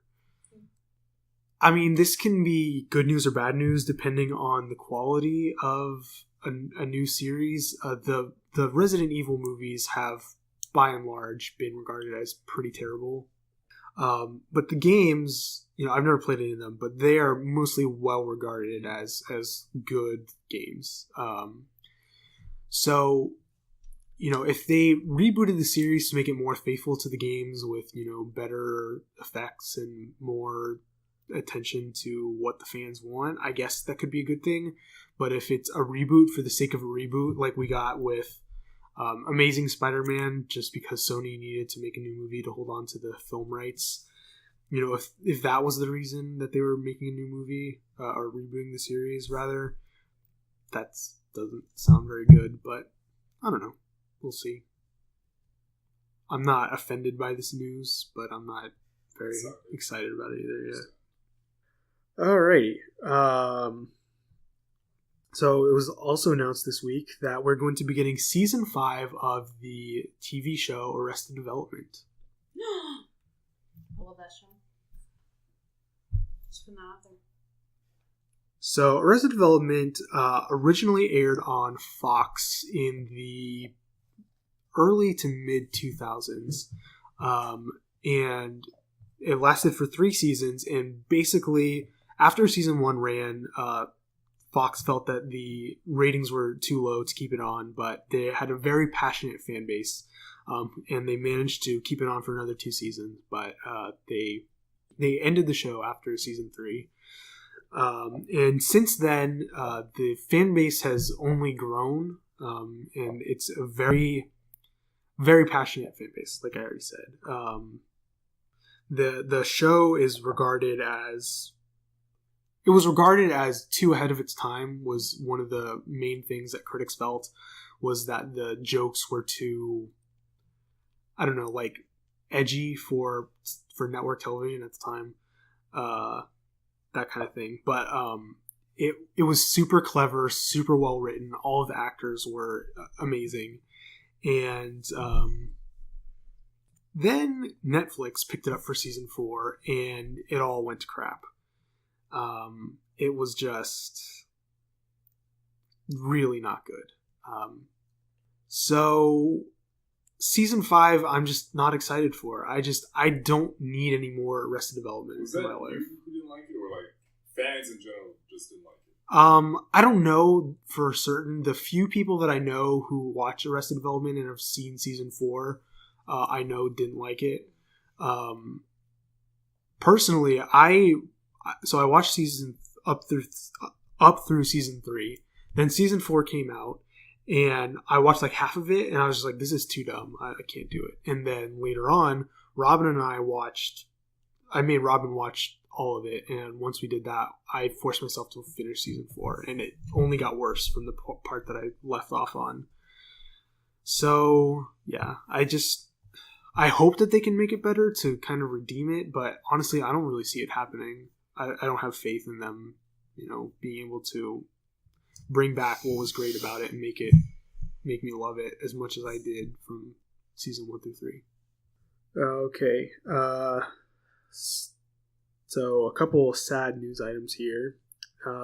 First is that an actor named Powers Boothe passed away this past week at the age of 68. He was in a bunch of stuff, but I know him best from the Marvel Cinematic Universe. He played one of the members of the World Security Council. None of them get, named in the Avengers, but you can definitely see him in that movie, in the scene where they're telling Nick Fury that he needs to nuke New York. Dumbass decision. Exactly. Later on, he becomes a big part of Agents of S.H.I.E.L.D., where we find out that the World Security Council was actually part of Hydra. Yeah. Yeah, and now he's dead, so that's sad. And then also Sir Roger Moore passed away at the age of 89, who was best known as James Bond. Yeah. Yeah, he has the most screen appearances as James Bond out of any of the actors who have portrayed that character. Yeah. That's a very bold age, though, 89. Yeah, yeah. 68. Yeah. I don't think that I'd seen... I looked at the list of movies that he had been in. I don't think I'd seen any of those James Bond movies. But, yeah. He was in Octopussy, which was just a great title. Brandon looks speechless. Okay, and then actually... I really don't know more sad news is that Zack Snyder, he had to step away from directing Justice League the past week or two. I forget exactly when this news broke. His daughter committed suicide, and yeah, he's decided to step away from work, spend time with his family. I think they said he has 7 or 8 other children. So he just needed to be there for his wife and his kids. So Joss Whedon is going to finish directing whatever is left undone of Justice League, which is crazy that the director of the Avengers is going to be partially directing Justice League. Now, I read a quote from one of the DC executives saying that this is not going to become Joss Whedon's movie, that Zack Snyder, laid the groundwork, that he, made the roadmap. I forget exactly what they said, but that Joss Whedon is going to be sticking with the plan that Zack Snyder had laid out. So I don't know. It's pretty sad that these are the circumstances that this comes to pass, but it's historic, I think, for Joss Whedon to bridge that gap. I mean, we've had plenty of actors who have done that, so it's not crazy, but for a director to do that, I think is very unique. And then the last news item for this week is that it was announced that Tom Hardy is going to be playing Venom in the upcoming Spider-Verse. I don't know if there's really a term for it yet. It's the Spider-Man continuity without Spider-Man, owned by Sony Pictures. Yeah. So I like Tom Hardy. He's a pretty good actor, I think. When he's not wearing a mask, you can actually understand what he's saying. He's a good actor, but that's all I got. I don't know. Honestly, I don't know what I feel about this choice. Not that it was bad, I just wasn't expecting it. Yeah. Okay, well, that's some great insight there. All right, so before we get to our discussion of Memento, I have a few hot takes. I know Brandon has at least one. I don't know about the ladies over here. But I will start. So last night I watched a movie called Love and Other Drugs. TFTI. He never wants to watch a rom-com, but the one time he decides to, it's without me. How does that happen? Someone explain this to me. What's your hot take? It was really good. I liked it a lot. Oh, this movie. Yeah, I keep seeing it pop up on Netflix. Oh, is it on Netflix? I actually didn't check. I thought it was. Maybe it was before. Where did you watch it on? One of my sites. Nice. You just announced to the world that you pirated movies. It is not pirating. I didn't download it. I streamed it. So much fun. Definition of terms. So anyway, Love and Other Drugs. It's a good movie. I struggled to place this in a genre. It's definitely a romantic movie. And it has elements of comedy, but I hesitated to call it a rom-com because it's very dramatic. And I say it leans more in the drama than comedy, yeah.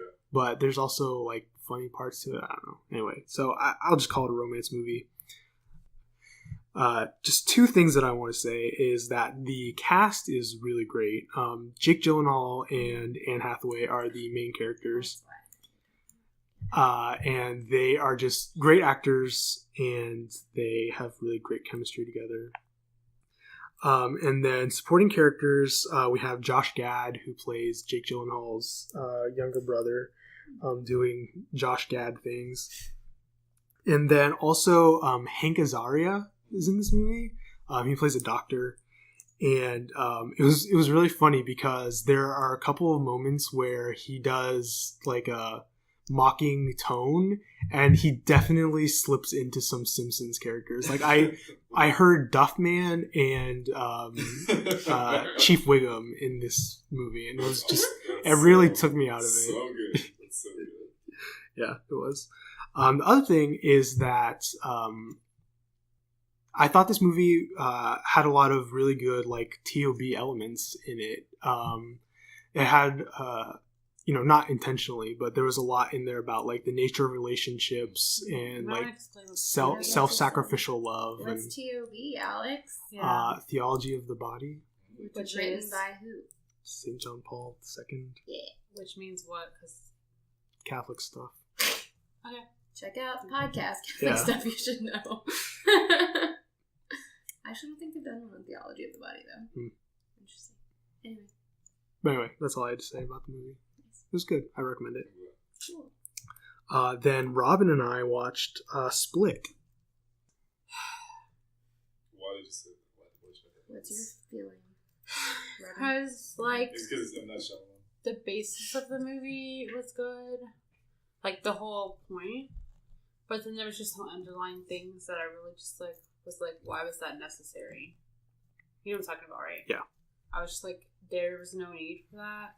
It just made me kind of sad. But like the whole premise of the movie was good, like the idea, and overall, I guess it was okay. It wasn't terrible. Okay. It was weird, but I think it's just the way they ended it just made it suck. Yeah. I was really excited to see it. Like I forced him to watch it that night because he didn't really want to watch it. She's been talking about it for a while. Then I finally beat the main story of Pokemon Sun and Moon, or specifically I Sun. forgot that was like the thing. I know, Because right? Do you remember how many times that came up on the Yeah, podcast? yeah. All the time. I All of the time. Yeah, so I know I'd mentioned it before when I was going through it that I wasn't a big fan of a lot of the changes they made with, getting rid of the gyms and replacing them with the trials, and it's just very handholdy. It just, I hate to say it, but it really does feel like this game is made for kids. I love Pokemon like as a franchise, but just this game was just felt really dumbed down, and I felt like I was being coddled throughout the game, which I didn't need because I've been playing Pokemon for almost my entire life. Having said that, I did really enjoy the game. I thought the story was really good. Probably the best story out of any Pokemon series, or like at least the main games so far. Actually, no, I take that back. Out of any of the games, because the Colosseum and Gale of Darkness stories aren't that great either. The new Pokemon are pretty cool. I have my minor complaints with it, but overall, I did really like the game. It's not my favorite, but it was good. I enjoyed it. And then my final hot take for this week is I tried out the global test punch for ARMS this morning. So ARMS is an upcoming fighting game published by Nintendo, where all of the fighters have super stretchy arms and attack each other from great distances. Yes, it does sound ridiculous, and it looks pretty ridiculous. It's just my word. It might. So, like, what's his face from The Incredibles? It's fantastic. No, Miss Incredible. Elastigirl. Elastigirl. I mean, Why they're is everything basically the related same to The thing. Incredibles tonight? I don't Miss know. Incredible's awesome. That's good. I'm ready. So I tried this out, and I don't know. I don't know if this is the game for me. Like, I struggled a lot with the controls. I first tried it with the detached Joy-Cons, and I had some connectivity issues with my left Joy-Con that people have been experiencing since the system launched.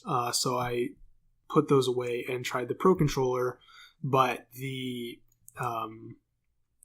control scheme is just clearly built to be played with the Joy-Con. So I don't know. I struggle with the controls. So having said that, the gameplay seemed pretty fun. I went, about 50-50 with wins and losses. So I can't complain too much, but I don't know. I might need to try it more before I decide whether or not I'm going to buy it. But I guess that's just me. So, Brandon, did you have anything you wanted to tell us about? I do, actually. Okay. So, where do I start? So I watched the walkthrough and cutscenes for Injustice 2. Okay. Don't spoil And anything. I won't spoil anything, Okay. but it's really good. Awesome. Like, the story, like, they continued that same story from the first one, Uh-huh. and it's so good. Because I didn't know how they were going to incorporate Brainiac into it, but they did it really well. Mm. I really liked it. And when I was watching the fight, I'm like, even though we gave some crap to the super moves, Mm-hmm. and I still stand by our decision. Like, some of them are a little bit underwhelming. When you see like it just like connected with all like the combat in general, it's pretty good. Okay. I have to admit, like, the style is just great. Mm-hmm. There are some things that they did where I'm just like, I don't really know why that happened, but when you have all these characters all at once, I mean, I guess it's bound to happen. There is one certain thing with one character that I was very upset about. And I just, like, it was unforgivable to me. Like, that's the only reason I would... If I could play this game, I would not buy the game, like, at full price. I would actually wait for the game to go down. But aside from that, like, it was really good. I was thoroughly entertained. And they really worked on the cinematography for this, so it feels so much more like a movie. Okay. So is that the last episode of Samurai Jack came out. Oh, yeah. I finished it. Oh my gosh. Was it emotional? It was a little bit emotional.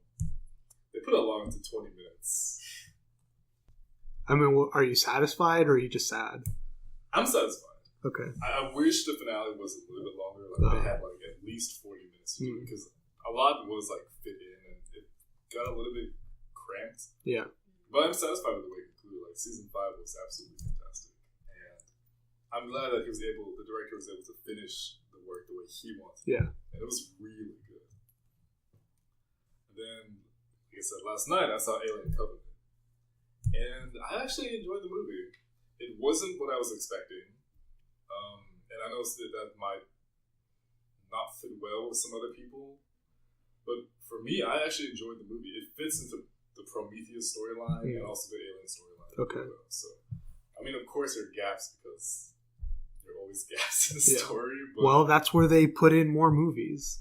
Yeah, I guess so. But I think if you watch it, you're going to be disappointed by some things, but for the most part, you're going to be okay with it. I've never watched an Alien movie and been... Well, no, I watched Prometheus and I was pretty disappointed, so I take that back. I actually like Prometheus. I mean, I have to finish Prometheus, but I like Prometheus. I don't know if I could say I like it. Like, there's things about it that I like, but overall... There's going to be some things about, like, when they talk about Prometheus, you're like, okay, they've answered the question. I didn't like the way they did Okay. that. Well... At least they went about right, answering some things.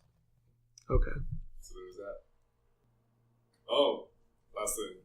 So I'm re-listening to the soundtrack to Hamilton.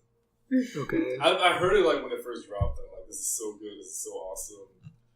But now like I'm going back and looking into like the lyrics and everything, and I'm just like, oh, this is the most greatest thing of all time. Yes, I know that's not grammatically correct, but that's how good it is. And now it makes me want to go watch it, even though I know I can't because it's coming to Houston. Yeah, and tickets are at least $400. Yeah. Oh my god! Seriously? Yeah, Hamilton is so beloved. It is so beloved that those tickets are in New York. They were impossible to get. Like you had to pull the craziest strings to be able to. Do you know who's a big fan of Hamilton? My sister. True. Professor Cosgrove. Okay. Like, she's not even American. She just... So, Lafayette wasn't American? He fought for the Americans? I guess. You can identify with the American dream. Like, she mentioned it... No, I know what happened. So, the brother of... Not the brother. Like, somebody who's related to Alexander Hamilton was mentioned. And then she mentioned Alexander Hamilton. And then she started going on about Hamilton. And she almost, like, burst into song. I've never seen that before. I was like, oh my gosh, like... I can get along. If anything, it just made me really want to see Hamilton. I know I can't ever see Hamilton. I was like, probably like torrented from somebody, which you're not allowed to do.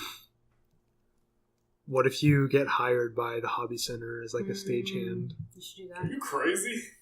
What? You can volunteer and then you can watch it. Yeah. I know people who've done that. I feel like I would destroy the If you set usher. like unintentionally. Or if you usher. If You can usher and then watch it for free. That's basically what they do at UST too. Yeah. So I've seen most of the shows. Either that or I bake stuff for them. But surprisingly, they like my baking. I've also realized I really like to bake. Hey. So that's another hot take. Hey. I probably should have said a long time That's ago. related to my hot take. I really like to bake. You want to have hot takes? Yeah. So I made a terrible decision and I didn't have Netflix for the whole semester, which was a very good decision. Then I got it back. Because I'm like, it's a bad decision because all I've been able to watch for like the past 3 days is the Great British Baking Show. Oh, now, I've watched that. It's so good. Now, I've been told by multiple people, oh my gosh, it's so good. I'm not one to watch baking shows or cooking shows.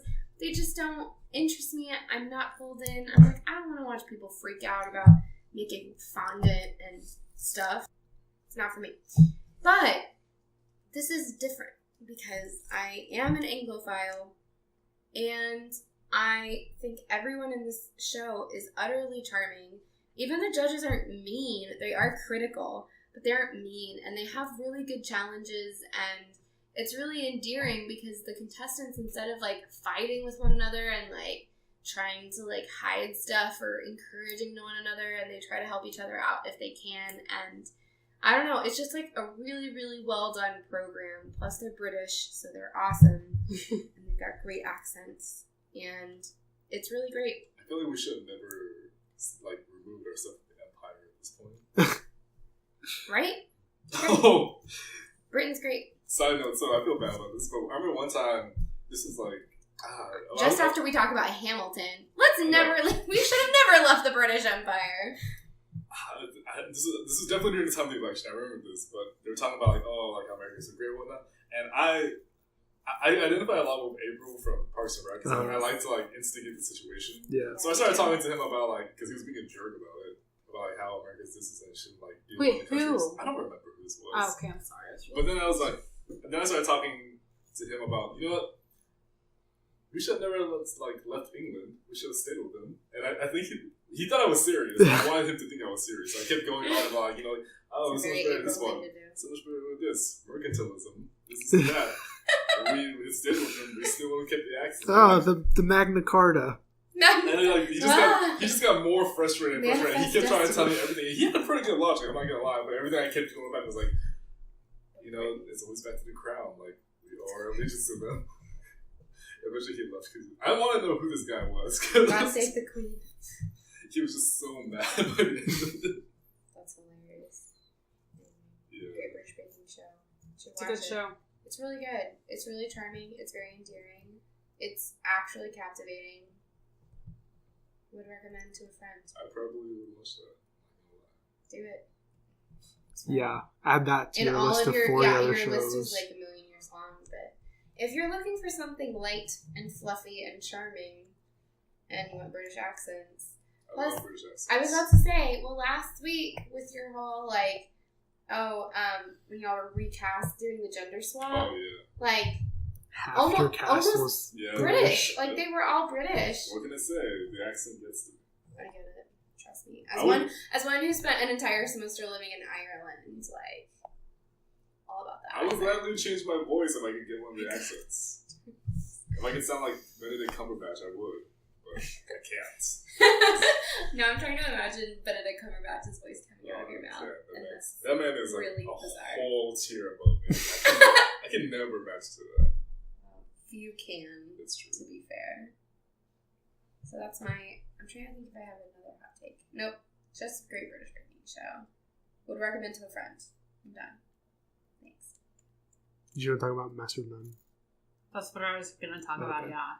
It's so good. I have to watch the it. first episode, I will warn you. I talked to someone else, and I was telling Alex this today. The first episode is bad. Season 1 or Season 2? Season 1. The first episode ever is bad. Because I remember I watched it like months ago. And I watched the first episode, and I was like, I'm never watching this again. This is so stupid. But then at work, they were talking about how great it is. So I was like, oh, I'll try it again. And so I started on episode 2 because I already watched episode 1. And it was like really good. And now I'm already on season 2, and I really like it. Yeah, I really want it because it's getting like high praise. Just ignore episode 1 because episode 1 is dumb. But the rest of it's really good. I've heard really good things about it. And I also just love him. He's great. Season's already. Because he reminds me of Kevin Rose. Shout out to Kevin Rose. Even though you're not going to listen to this, you're my homie. If anything, like, he reminds me of my friend Paul. And it's funny because, like, Paul is short. Yeah. He's Indian and everything. And you know, whenever, like, when he plays Tom, he ends up getting hurt. He's like, no. Paul does the same thing. I flicked him once and he's like, ah. So I've been trying to get him to call his stomach my tum-tum. It hasn't worked yet, but eventually it's going to get better. I forgot I had another hot take, so I actually started watching Riverdale. Really? Yeah. Wow, what possessed you to watch that? I don't know. I think like it was on like during like summer training. I was like, oh yeah, I'll go see this. And surprisingly, like it was okay. It wasn't bad. And, like, all right. I just sat there. I'm like, okay, next episode. So I'm almost done with the season. Dang. And pretty soon I have to start working 6-hour desk shifts. Oof. You should watch One Tree Hill. So I don't know about that. So good. It took forever, but it's so good. also, like, I had to admit, for Riverdale, half of it was me, like, complaining about the characters and, like, shouting at the screen. Like, I'm like one of those people, like, I was like, put on a real shirt. Or like, why would you do this? Or I was like, upper socioeconomic privilege. I think that's all the hot takes. Okay. What is hot takes defined? Please.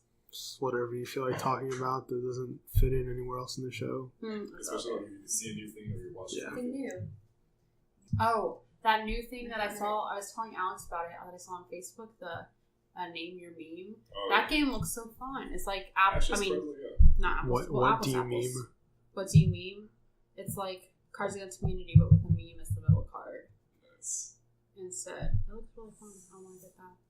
Just out there. All right, well, that's it for the hot takes. So now we're going to be doing a discussion of Memento. Okay, so Kenzie, I'm guessing you didn't watch Memento. I did not. That is correct. All right, I well... didn't know it was what y'all were talking about, but I did not. Okay, well, I'm curious. When we do these discussions and you haven't watched the movie, do you listen to them anyway or do you skip over them? It depends. Okay. So sometimes I skip over them, and sometimes I listen because I'm curious. So, what was it called? American History X. Yeah, that one I listened to because I didn't.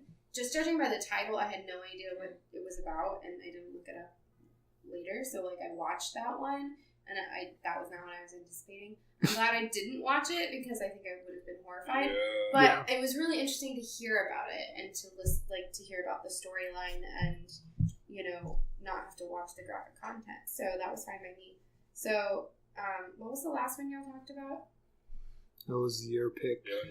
Yeah, that one I did not listen to because I wasn't in the mood that day. But most of them I have listened to, actually, because they're just interesting to me. So. Well, you're here, so you're going to have to listen to us talk about it, and you can... Live in flesh. Yeah, you can ask us questions, because that would give us a good idea of what the listeners need to know. So, Memento, this movie is... freaking awesome. It is awesome, it's but it really is... good. Yeah. I had no idea what this movie was about. Going into it, I should say. Yeah. Well, actually, in the middle of it, I had no idea what it was about. Yeah, no. This is going to be hard to talk about just because of the nature of the movie. But, I don't know. We'll do our best. So, Memento is the story of Leonard... who has, I'm sure they give a name to the ailment, but I don't know what it is off the top of my head. Basically, he has damage on his amygdala. Wait, no. Was it his amygdala? Frontal lobe. That prevents him from creating new memories. So, he forgets everything that happened before his accident approximately every 5 minutes. Which, as you can imagine, makes his life difficult. Interrograde amnesia. There it is.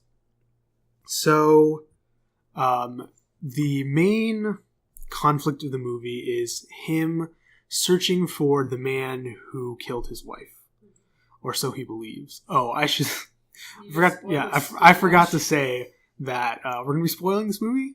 So, I'll put timestamps in the description. Hopefully our listeners know by now that these discussions are spoilery. So if you haven't listened, or if you haven't watched it and you're not planning on listening, then hopefully you knew that already and decided to turn it off. But for everybody else, sorry. But now you know. So he does his thing.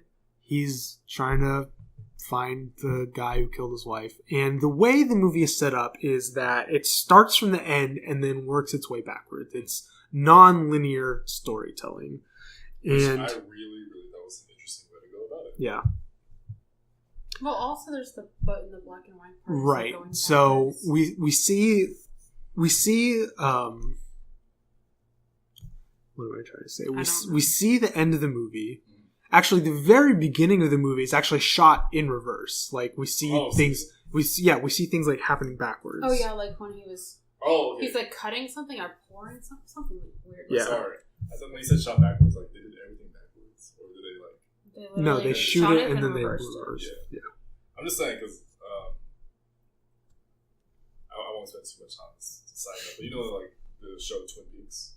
Yeah. So there's some parts of that show where it's not like exactly the same, but they like there's some parts where everything is backwards. Mm-hmm. It looks like the reverse, but the actors actually do everything backwards. That sounds like a lot of work. Even the lines, so like the lines instead of like editing backwards and like reverse it, they said everything but backwards. why? That seems like a lot of extra work. I I know. haven't seen Twin Peaks. I'm gonna watch it this summer. I'll let you know, but that's why like I was really like when I saw it, it was very reminiscent of that. So anyway, the very beginning is shot in reverse, and then from then on we see footage about approximately 5 minutes at a time, sometimes a little bit more, sometimes a little bit less. And then between then we see we cut to Leonard in his motel room on the phone talking with some unknown person, kind of describing things from the past, like the incident that led up to him losing his memory.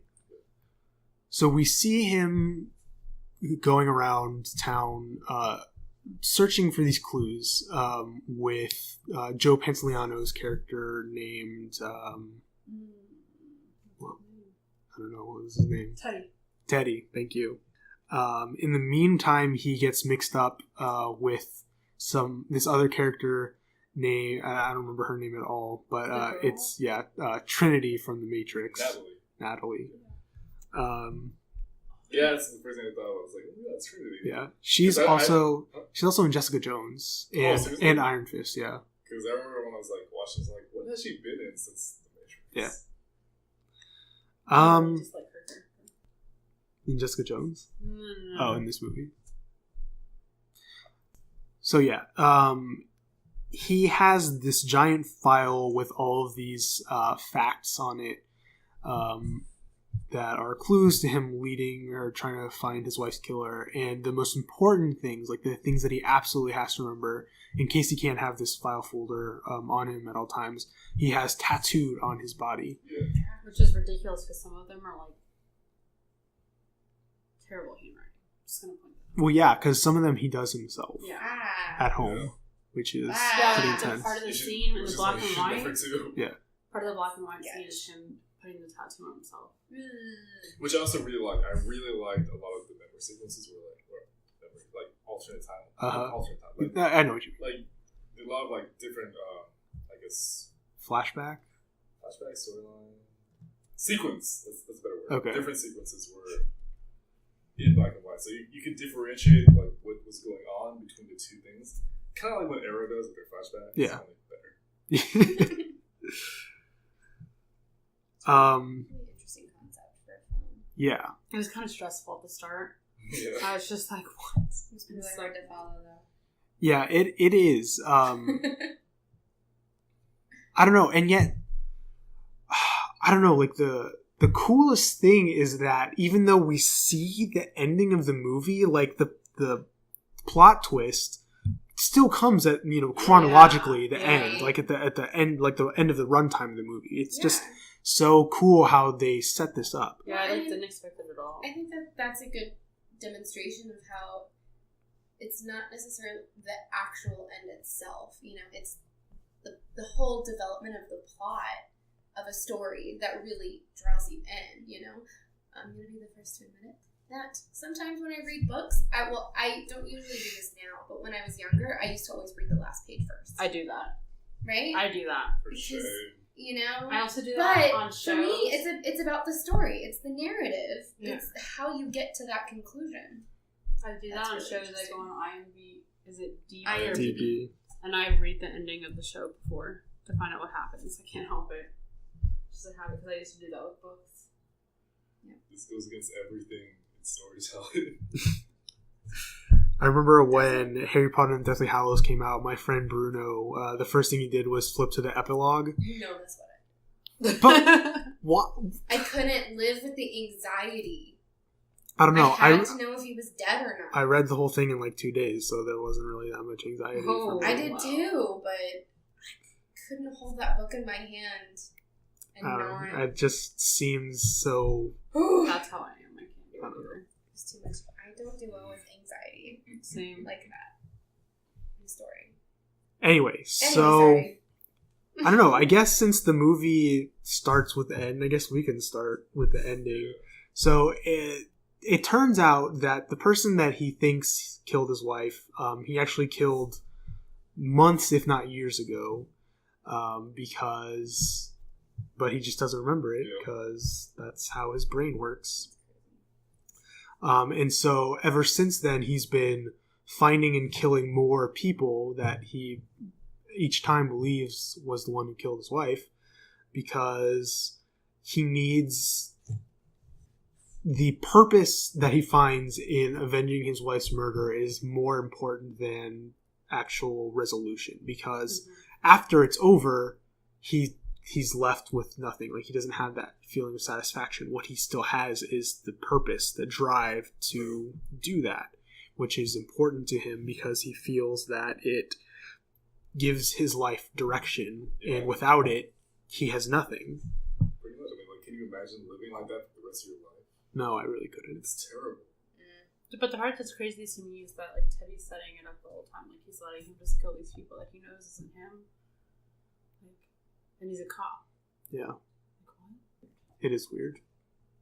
So, let's talk about Sammy, is that his name? Yeah. Yeah, Sammy. So, one of the things that Leonard has tattooed on his body is, remember Sammy Jenkins? Is that his last name? Yeah. So in his prior life, Leonard was an insurance investigator. His job was for very high-profile insurance claims to go investigate and make sure everything was legit. So one of his first big cases was Sammy Jenkins, who had this same disorder or brain damage that that Leonard has.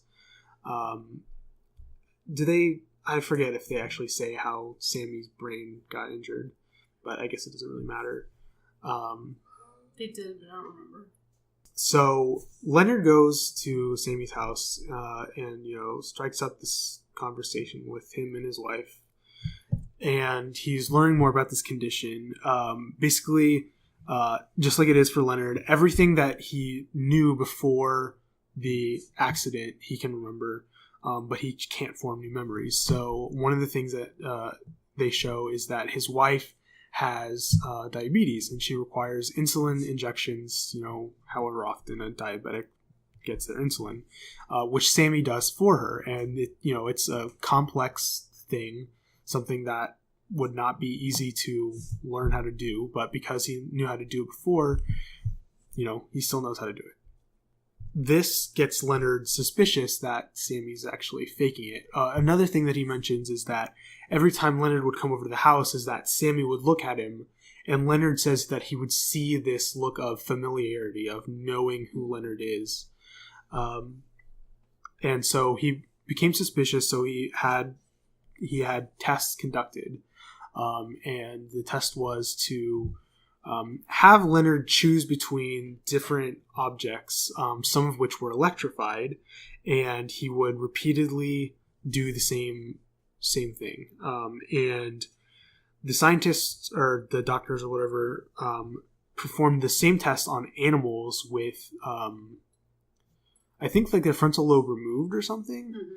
And the animals would learn not to touch the electrified objects on instinct, not memory. But Sammy could never learn how to do that.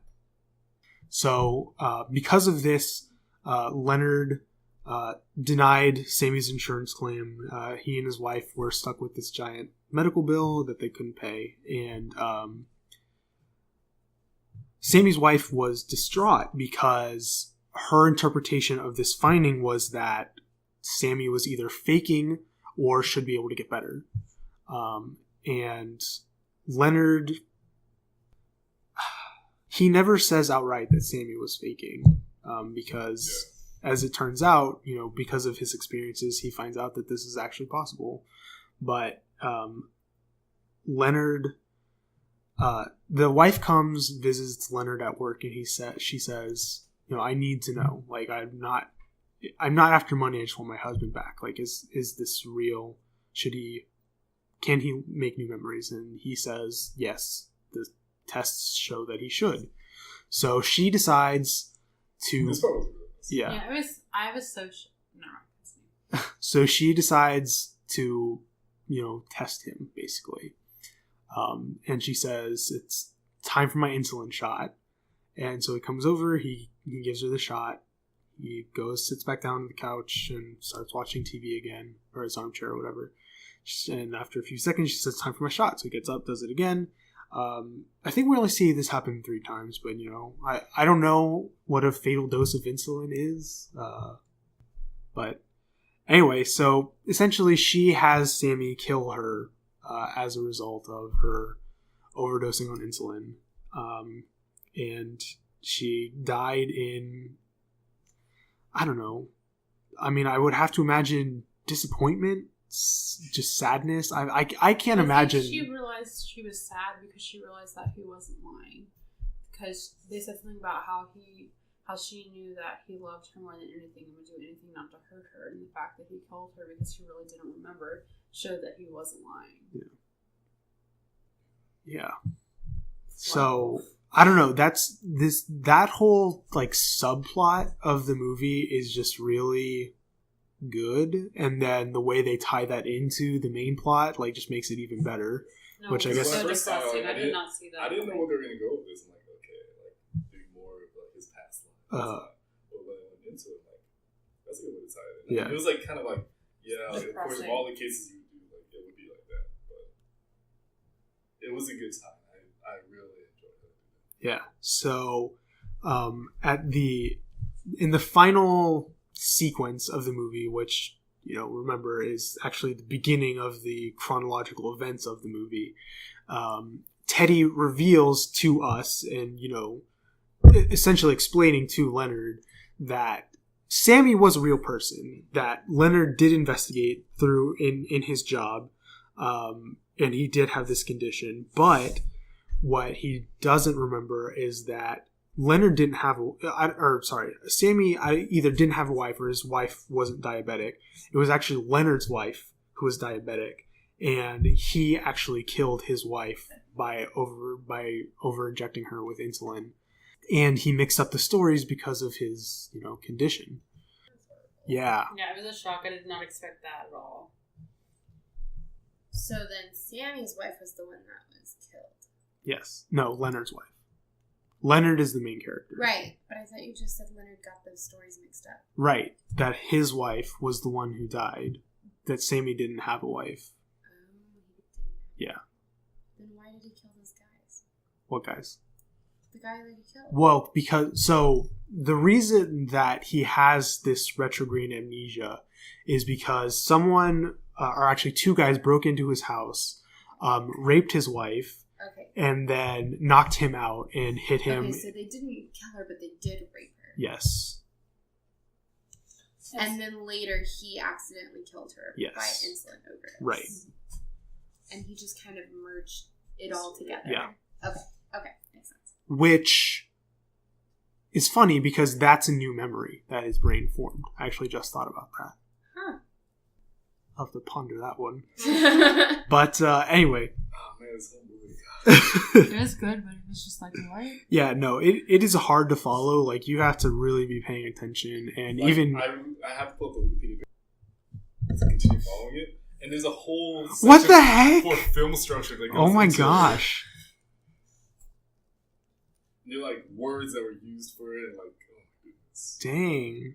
Oh, I'll definitely have to look into that. Wow, words used. No, specific words about narratives and really, really specific terms I've never heard before. So anyway, the last thing that we see in the movie is actually, let me back up. So, in addition to tattooing things on his on his body, is that he takes little Polaroid pictures of the things that are important. So, the motel where he's staying, his car, Teddy, Natalie, things that are important, but that he's not necessarily going to need to have forever. He takes a picture of, and then writes on them little notes to remind himself why it's important.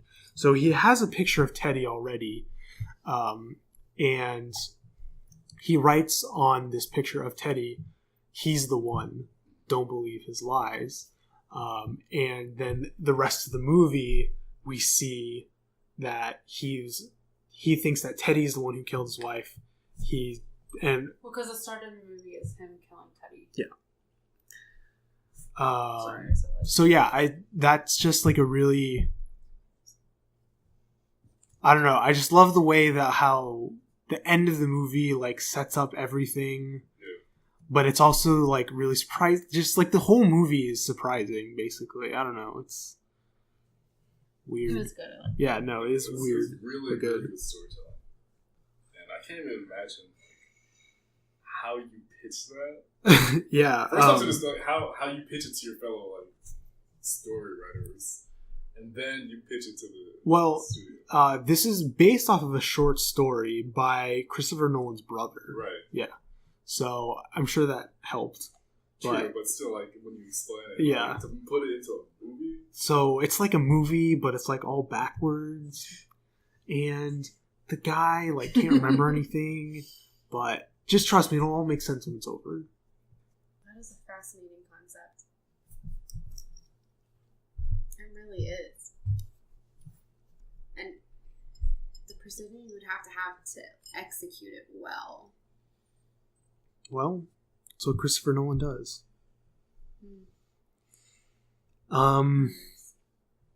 Is there anything about this movie that we didn't mention?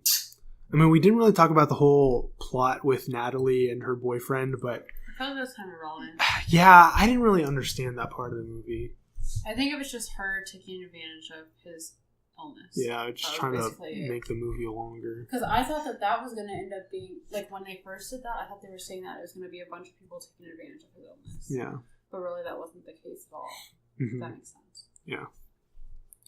One really tiny detail that I really love about this movie is some of Guy Pearce's facial expressions that he makes. So when he is explaining this concept to people, it's hard for them to grasp about what how it works, like what he can and can't remember. And so there's this one part when he very first meets Natalie in her bar. She asks him a question about I think what did the guy look like that beat him up or something, and he gives her this look, like this very coy smiles, like I don't know, because obviously he forgot, and he does things like that several times throughout the movie. I just really love that, the way he pulls off that very subtle air of like, you're the idiot for asking that question, not me for not remembering. He was a really good actor. Like, that's one thing I really enjoyed. Yeah. Then he threw it all away by being in Iron Man 3. Come on. I will always be like that. He doesn't remember that.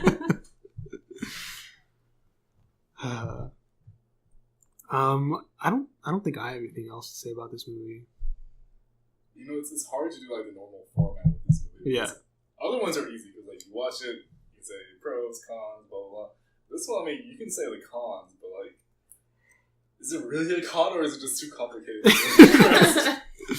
Yeah, no, this is definitely a movie that is best, experienced visually, and even then, like, it definitely warrants repeat viewing. I'd seen this movie before once, like my freshman year of college, so it's been a long time. I'd basically forgotten everything about it. Like, I knew that Teddy dies in the beginning. I knew that Teddy wasn't the real killer, but I actually totally forgot the whole thing about his wife, how he actually killed her and all that. So the only part about it that like was a little sketchy was when Teddy was saying all this stuff about like what he had really done. Part of me questions like if that was true or if Teddy was just saying that to get out of it. You know what I'm saying? Who knows? Does Christopher Nolan just really like taking complicated storylines? I know he likes to keep everything like, kind of open-ended and to your imagination, but I feel like the man has a really deep fascination about that. I mean, there's this movie, Inception. I haven't seen Inception in so long.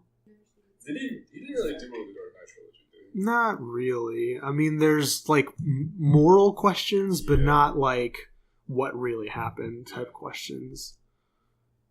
I haven't seen Interstellar. That's a pretty trippy movie. Did we see that? Yeah. What's it about again? I know it's about space. Yeah, space. But I heard it's really good. what's it about again? He goes to space because the Earth is dying, and they're trying to find a new planet for people to live on, and they build the space station, but they like can't like make it move or something like that. I don't really It sounds remember. familiar. Did I like it? Yeah. I'm sorry. I watched so many movies with Alex. Like, I don't know how y'all remember all these things. It really helps. I watched things like even shows that I loved. Maybe you have retrograde amnesia. Sometimes I feel like my memory is just not there. I had a lot going on. Yeah. My memory just is the worst. Well, I really did it. good. I'm glad you did. But I'm glad to rewatch this movie. yeah, definitely. So anyway, that is our review of Memento. Go watch it. All right, so we do have a couple of listener emails that we're gonna read really quickly. So our first email is from Susie. She says, "Hey guys, have either of you seen Batman Beyond: Return of the Joker?" Have I seen that? No. Okay, then I haven't seen that. I haven't finished it. I've seen maybe about the first 30 minutes of it. It's really good because Mark Hamill comes back to play the Joker, and the Joker is back in. He's not back, but he's in the Batman Beyond world, and it's really, really cool to see because Terry doesn't know how to deal with it, and Bruce Wayne is giving all these warnings, like, yeah, I mean, you might be Batman, but this is a whole different thing than, this is what has to define Batman, and I don't know if you're ready for that yet. And he's like, yeah, I can do it. It's really good, though. Yes, I have seen Batman Beyond: Return of the Joker. I agree with Brandon. I thought it was a really good movie. I liked Batman Beyond, but I wouldn't say I loved it. I had some issues with it. My friends in high school loved Batman Beyond. Yeah. Like, they would always play the theme song out loud after school. They would come out and start playing. Is this animated? Yeah. Oh. But yeah, it's I don't know. I don't know how I feel about the ending of the movie. But yeah, I would say it's a good movie. Definitely worth watching, and you don't have to be into Batman Beyond to really watch it. So anyway, she says, "I recently heard about it and watched it, and it had some really intense stuff in it. Do you think it'd be a good movie to discuss on the podcast? I'd like to hear what you think. I won't spoil anything now, but I'll send a follow-up email if/when you do talk about it." It's definitely a possibility. I don't know about Brandon. I have the next several discussion movies picked out that I want to talk about, so maybe I'll throw that in. That might work better as a hot take that we just kind of both decided to watch at the same time, as opposed to a in-depth discussion. But like Teen Titans Judas Contract. Yeah, exactly. Which is really funny. I still love how that turned out. Yeah, that was a good one. Are you ever gonna let a guest pick out? Maybe. Me? I would suggest Bridesmaids. Then no. Bridesmaids is okay. It's okay. It's not. Yeah. I think it's hilarious. Then she also says, do either of you watch Attack on Titan? And if so, what do you think of season 2? That new intro just has so many crazy implications. I look forward to hearing from you. Signed, Susan. So I do watch Attack on Titan. I super love season 1.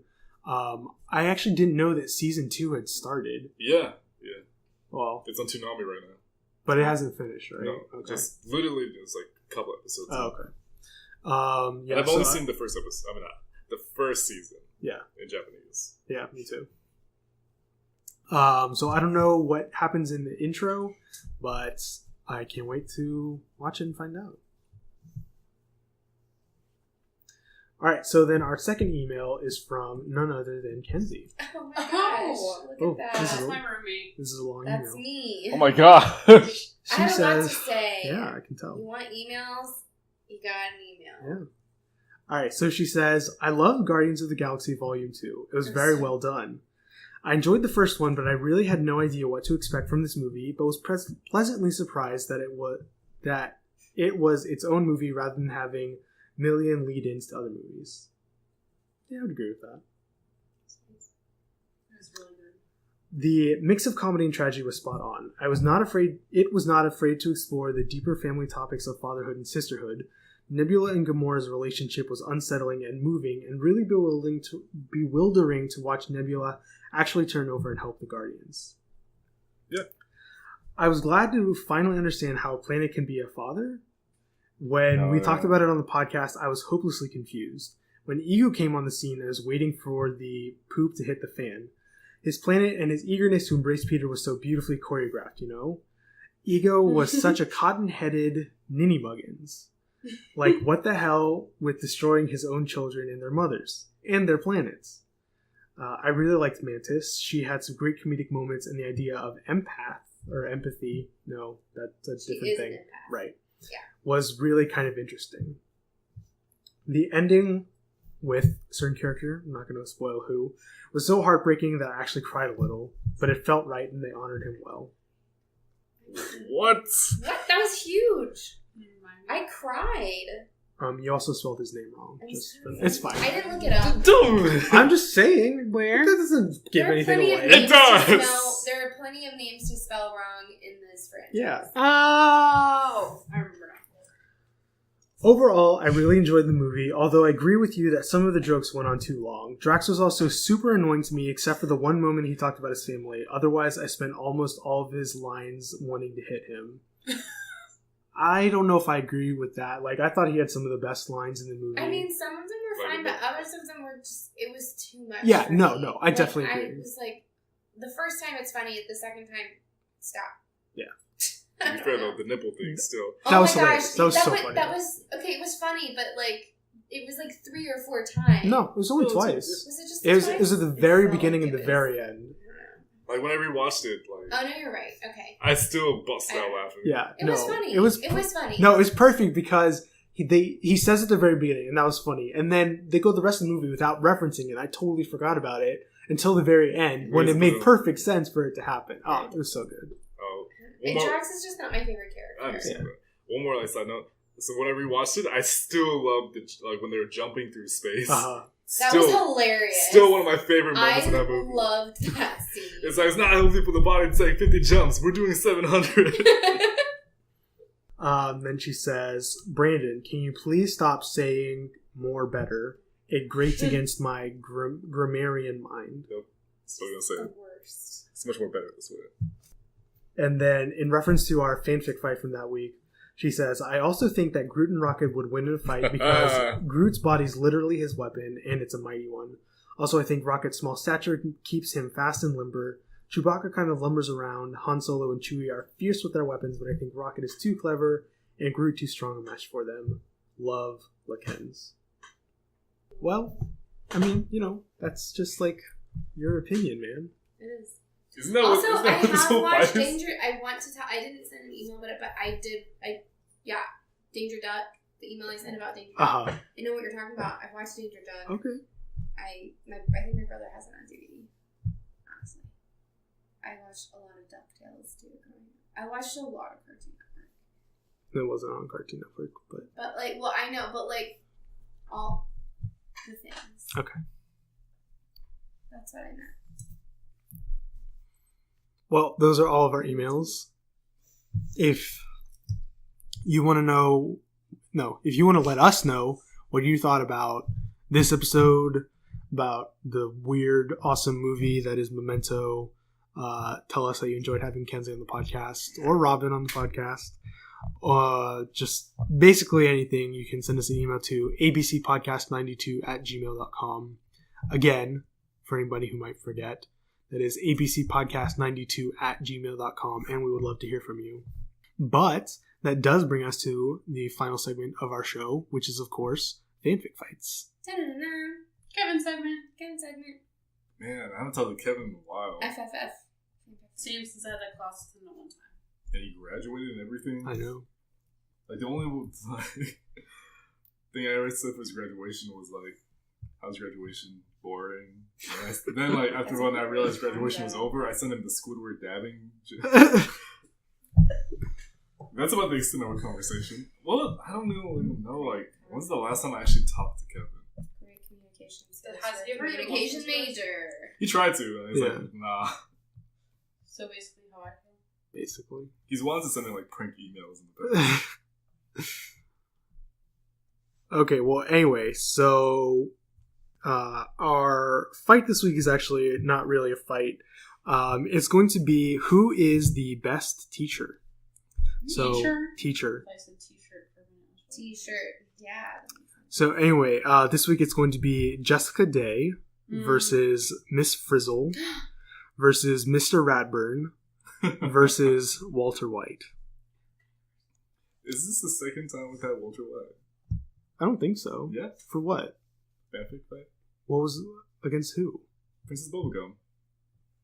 Did we do that? Yes. Are you sure? Yeah. You had Princess Bubblegum versus Walter That White. sounds familiar. And you were like, who would win in the Battle of the Scientists? Oh yeah, that does He's sound right. familiar. You Okay. go first. You and Kenzie have to figure out who's.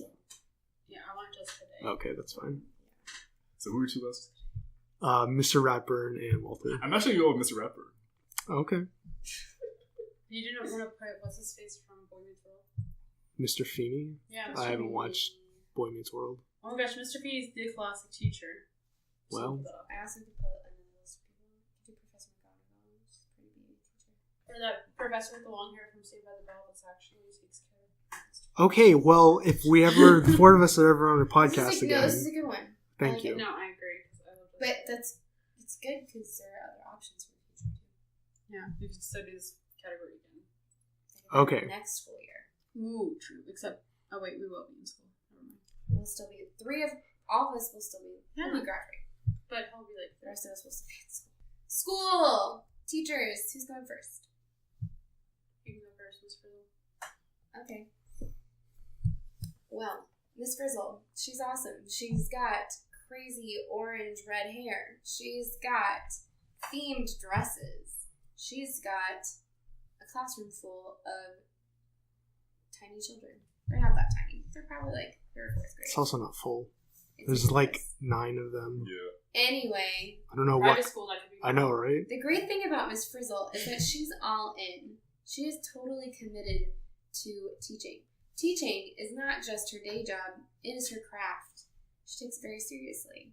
She takes her students on the most fantastic school field trips that are ever possible because she's taken her class on the inside of the human body multiple times. She's taken them inside a volcano. She's taken them into a haunted mansion with music. She's taken them into outer space.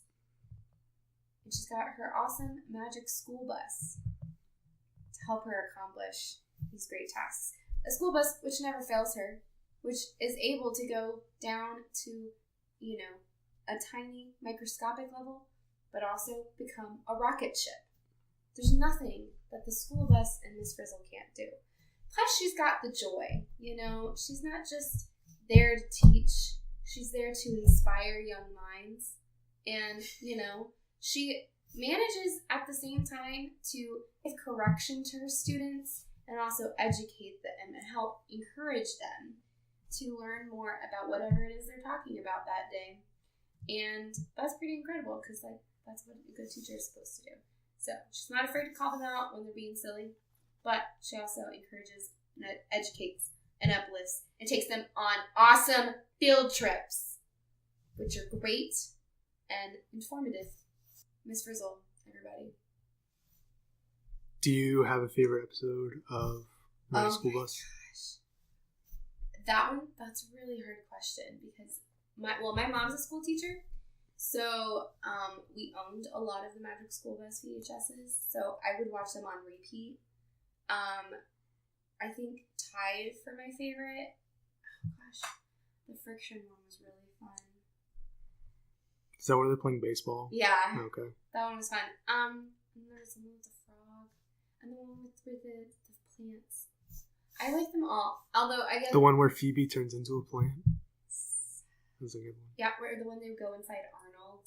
I love that one. That one's so That's the one I fun. remember. And then the one we go into outer space. So, Which time? Yeah, and then the one where they're in the mansion with the sound, and so actually I think my two favorites are the one in the mansion with the sound, because it's kind of creepy and cool, and you get to learn all about like vibration and music and sound, and I just thought it was really interesting.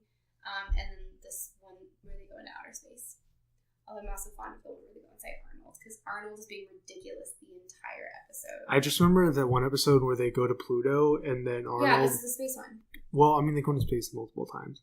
Well, yeah, that But one. they go to Pluto and then Arnold takes off his helmet. And his cousin's there. Yeah. And she's like freaking out, and he takes off his helmet, and his head turns into a block of ice. Yeah. And he comes back and he has a cold. And I'm like, oh, so that's what would happen if you See? go in outer space. You would Frizzle get a bad doesn't let cold. her students die. They just have a cold. That's one way to look at it. Or she lies to the real children of the world, telling them they can survive in outer space. It's another way to look at it. Wow. They also teach you that Pluto is a planet, which it's not. At the time, it was I know. considered a planet. That's not a fair It's assessment. a joke. R.I.P. Pluto. But she's got an awesome iguana. What's the Liz. Is it an iguana or a chameleon? It's an iguana. Okay. Do you remember Rick Magic and School Morty? Bus. Iguana. The whole Awesome episode hair. is about them and Unstoppable. Pluto. Miss Yeah. Frizzle would win. It was Teacher a of whole the year. Rick and Morty episode about. So Jerry has to help Morty make a solar system, and he Oh, yeah, he yeah, still yeah, believes yeah. that Pluto is a planet. Yeah, that's right. And even yeah, yeah. Morty knows that it's not a planet. So I think either they go or the aliens come. I don't remember, or Rick sends them there, but they go to Pluto. Yeah, that was a good one. Okay, Robyn, Miss it's your Frizzle turn. for Teacher of the Year. So, obviously, Jessica Day works in the public school system. So, she doesn't get a bus that's Magik or an iguana because public school funding is the worst. Sorry?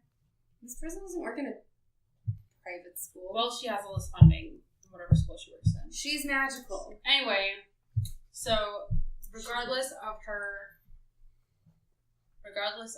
strains that she has to deal with public school funding, because she can't even get the books she needs for the kids or anything, she perseveres and she ends up going to vice principal, then principal, spoilers, and she advocates for the kids so much because she really cares about them, and she even brings her teacherness into daily life at her apartment with her ridiculous roommates, because her true identity is as a teacher, because being a teacher is what matters most to her.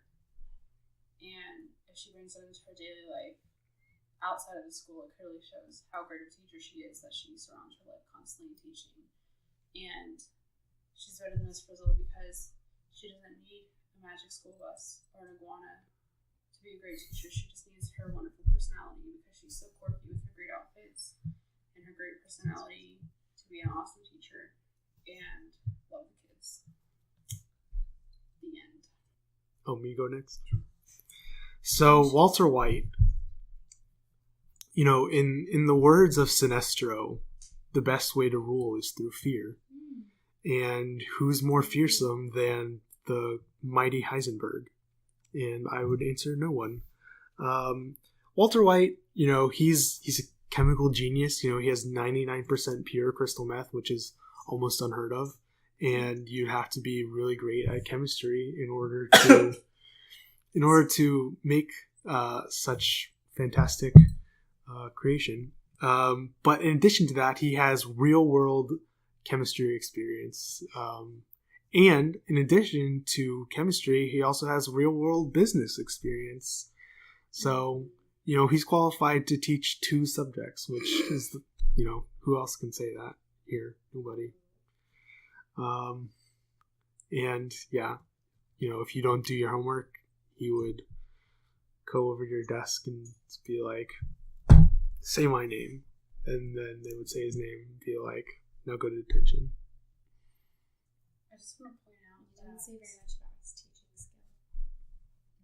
teaching, a great part of that is dare, hugs, not drugs, and he did drugs. Well, he didn't do drugs, but he sold drugs. But Which is even Technically, worse he than did doing drugs them with himself. He's enabling other people to do Yeah, drugs. so I'd say that automatically makes him. Isn't like the thing Not that they tell qualified to children, run kids. don't do drugs and stay in school? Yeah, so he sucks with kids. He never encourages anyone to do drugs. In fact, he actively discourages Jesse, a former student of his, to not do drugs. But he enables people to do Yeah, drugs. but he sells drugs. All he So does, like, all he my does drugs. is make the product. What people choose to He's do just with a it businessman. is none of his concern. I could go on a rant right now. but We don't have time for that. Runes and cursing in real life. So, if someone. All right, Brandon, go ahead. I don't know. I kind of want to see where this plays out.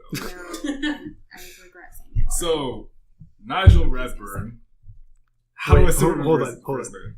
Oh, I was about to say, like, did you just look that up? No, or I did actually you- remember his first because one of the episodes I remember most about Arthur was when Oh. they had to spend a whole day with Mr. Ratburn, Uh-huh. and they were really scared. Like, oh, this is weird. He's outside of the teacher zone, and he tells them his first name. Like, they didn't think he had a first name. Is he from Australia? I don't think so. Nigel.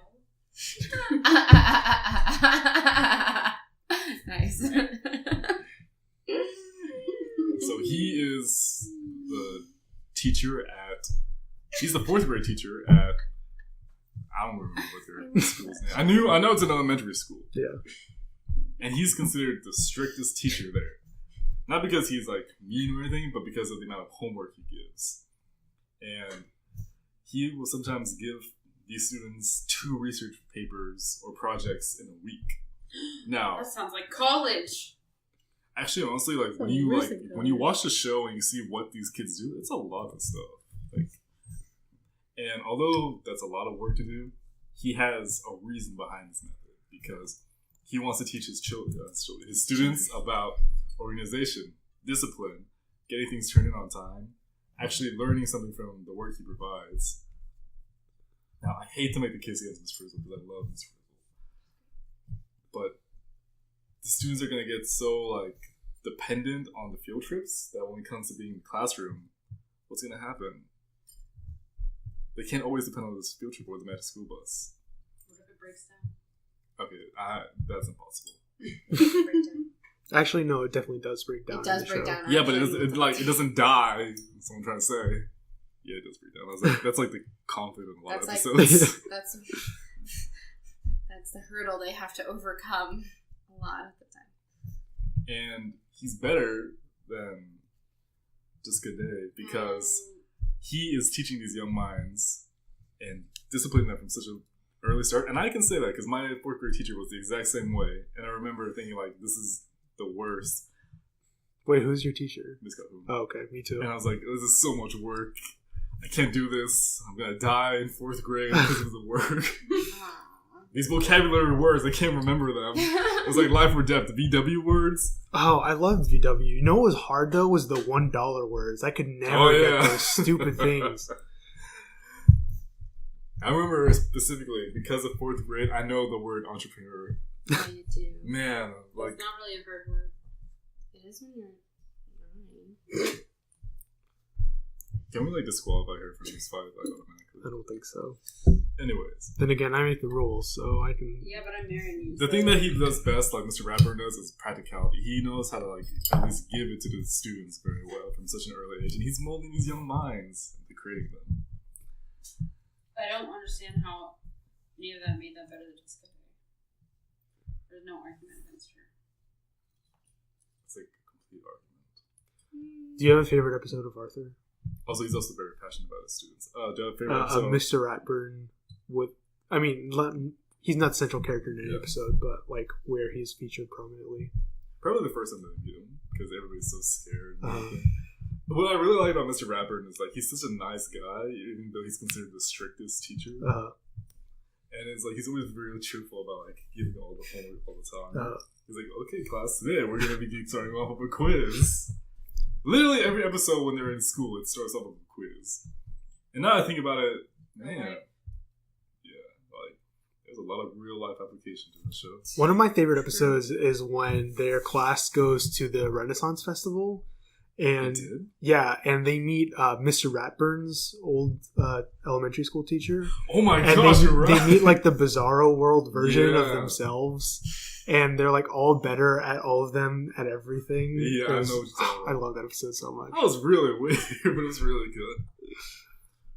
I also like the one where it wasn't a central plot point, but he doesn't know how to work technology really well. Uh-huh. So his students like spend a good chunk of the episode trying to teach him. He's like, I can't do it.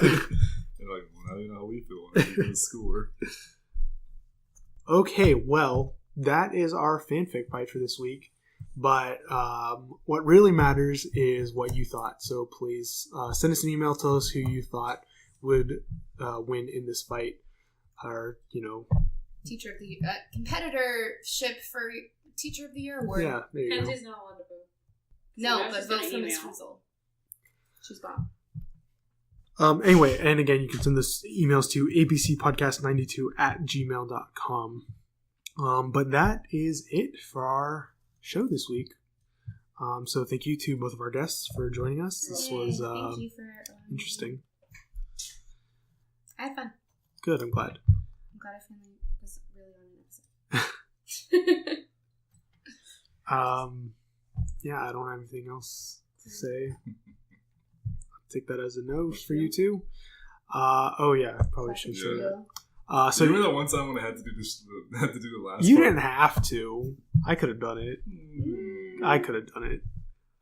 Anyway, you can follow me on Twitter at AtariAlex. You can find Brandon on Twitter by going to my bio on Twitter, and his username is in the description. Or you know what I mean. While you're there, you can also find links to our YouTube and iTunes pages, and you can subscribe to both so that in case we have to take a week off for whatever, and we Yeah, don't. at this point it's just touch and go. Yeah. You'll never miss an episode if you subscribe. We'd also really appreciate it if you could leave us an iTunes review, because that way we can know how to improve. I think Robyn wants to be included. Yeah, sorry. You can also Kenzie wanted to be included. you can also find Robyn on Twitter. She's there.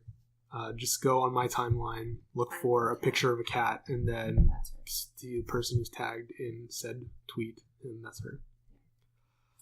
Kenzie's not on Twitter, and she also does not want you to find her on Instagram or Facebook. So And do you think you've actually leaving my voice out into the airwaves. That's have it. you actually ever had followers you think from this podcast? I don't know. I was curious. Anyway, so thank you all very much for listening, and we will catch you all next week. Bye. Bye. Peace out.